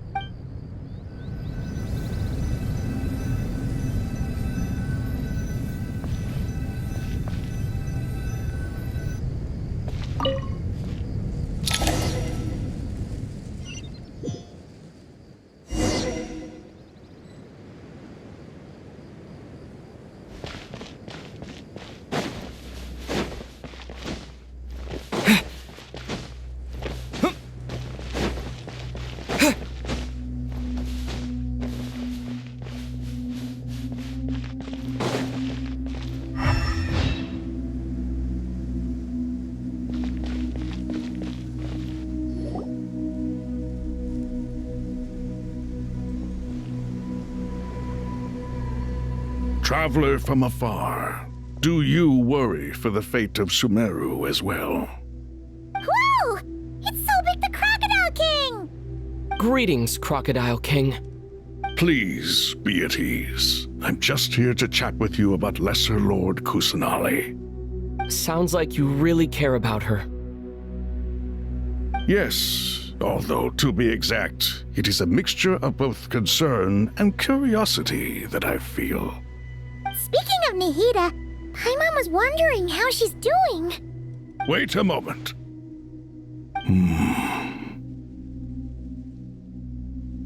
What is it? I tried calling out to Apep, but there was no response. This can only mean that she is focusing all her energy on taking care of Lesser Lord Kusanali.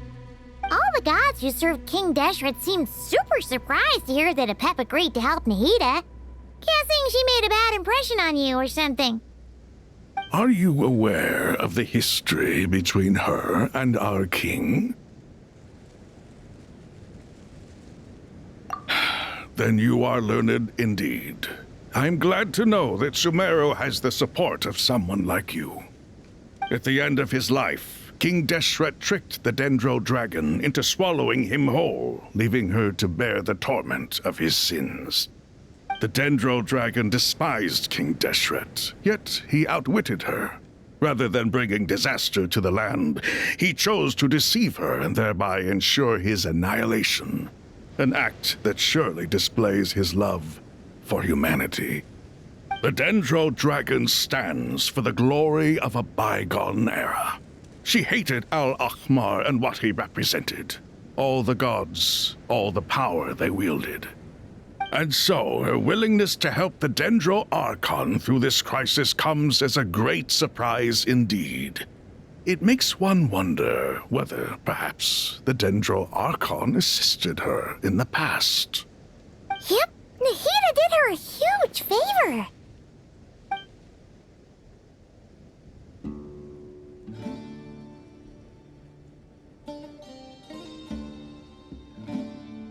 So Lesser Lord Kusanali put an end to the Dendro Dragon's many long years of torment. As much as she loathes the Seven, Apep knows kindness when she sees it. No wonder she was willing to make an exception. Yeah, that's the sense we got from dealing with her too. She is not incapable of coexisting with other living things. Rather, she actively chooses to avoid coexistence. And this despite the fact that she symbolizes life itself. How ironic. All of this being said, I wouldn't expect too much from her if I were you. Nothing will change her hatred towards humanity and gods. We'll keep that in mind. Anyway, how much longer do you think Nahida needs to stay with Apep?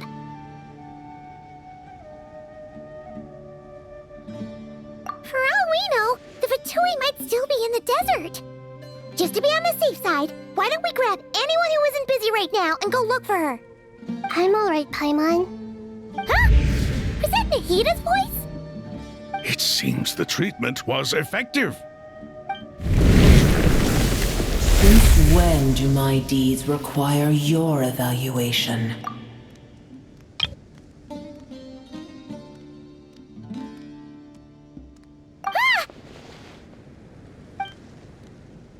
Here will do just fine. I had no intention of taking you any further. One ought not expect greater generosity than they have earned. You always hide your kindness away like an oasis within a sandstorm. Only those who make it through the swirling winds can know just how beautiful that oasis is, and how much hope it brings. You dare appraise my being? No, I'm expressing my gratitude. I want to thank you for sharing your precious life force with me.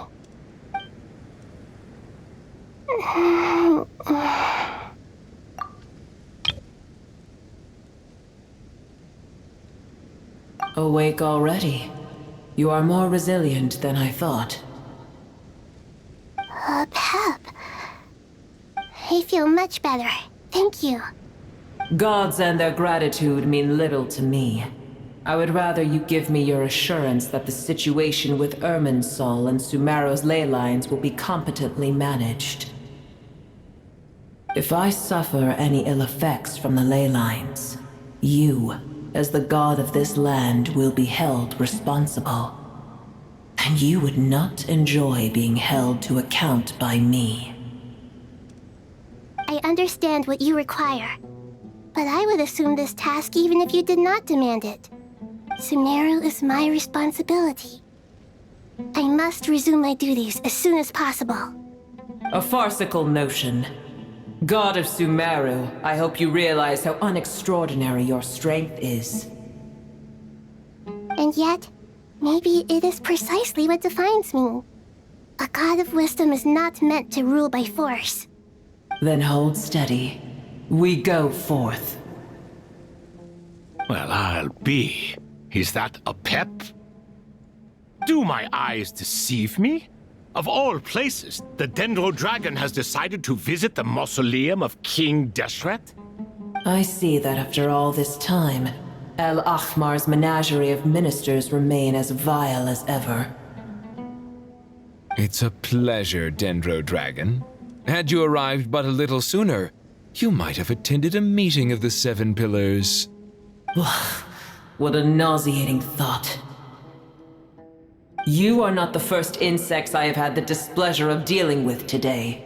A swarm of them tugged on my tail on my way over. Goodness knows what hovels they crawled from. Why do all the creatures of this world remain so lowly after all this time? What did you do with them? I cast them away.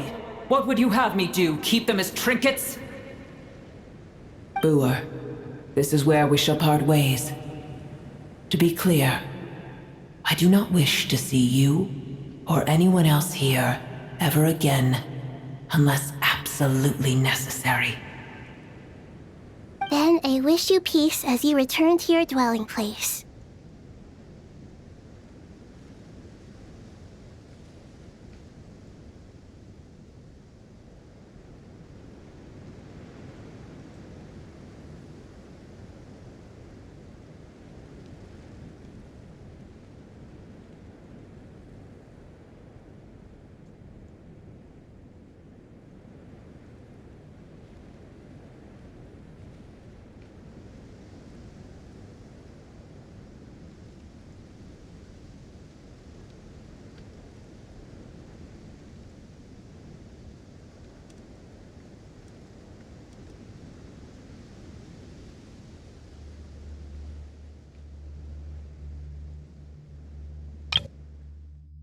Boer, this is where we shall part ways.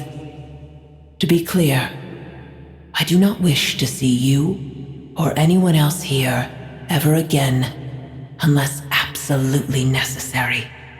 Then I wish you peace as you return to your dwelling place. It matters not to me. Simply refrain from bothering me again.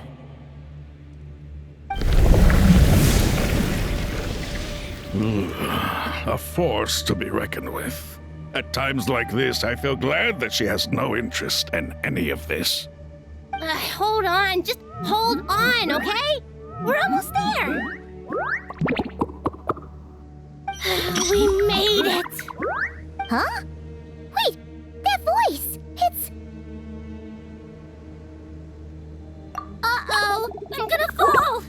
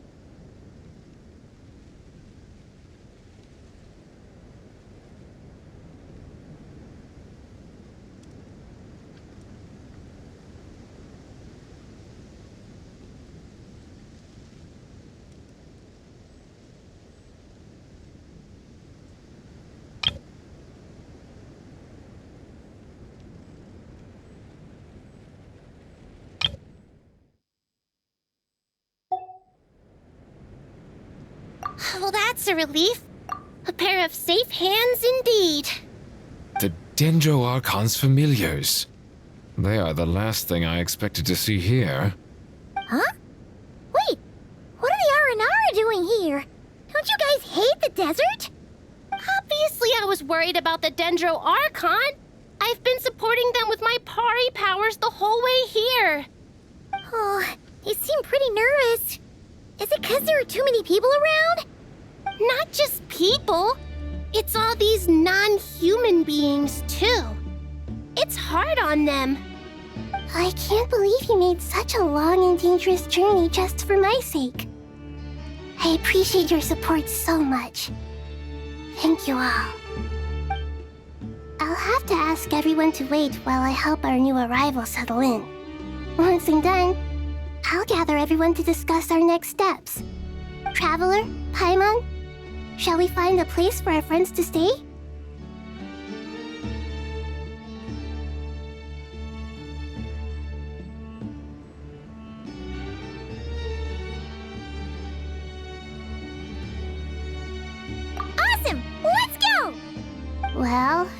just I have some questions.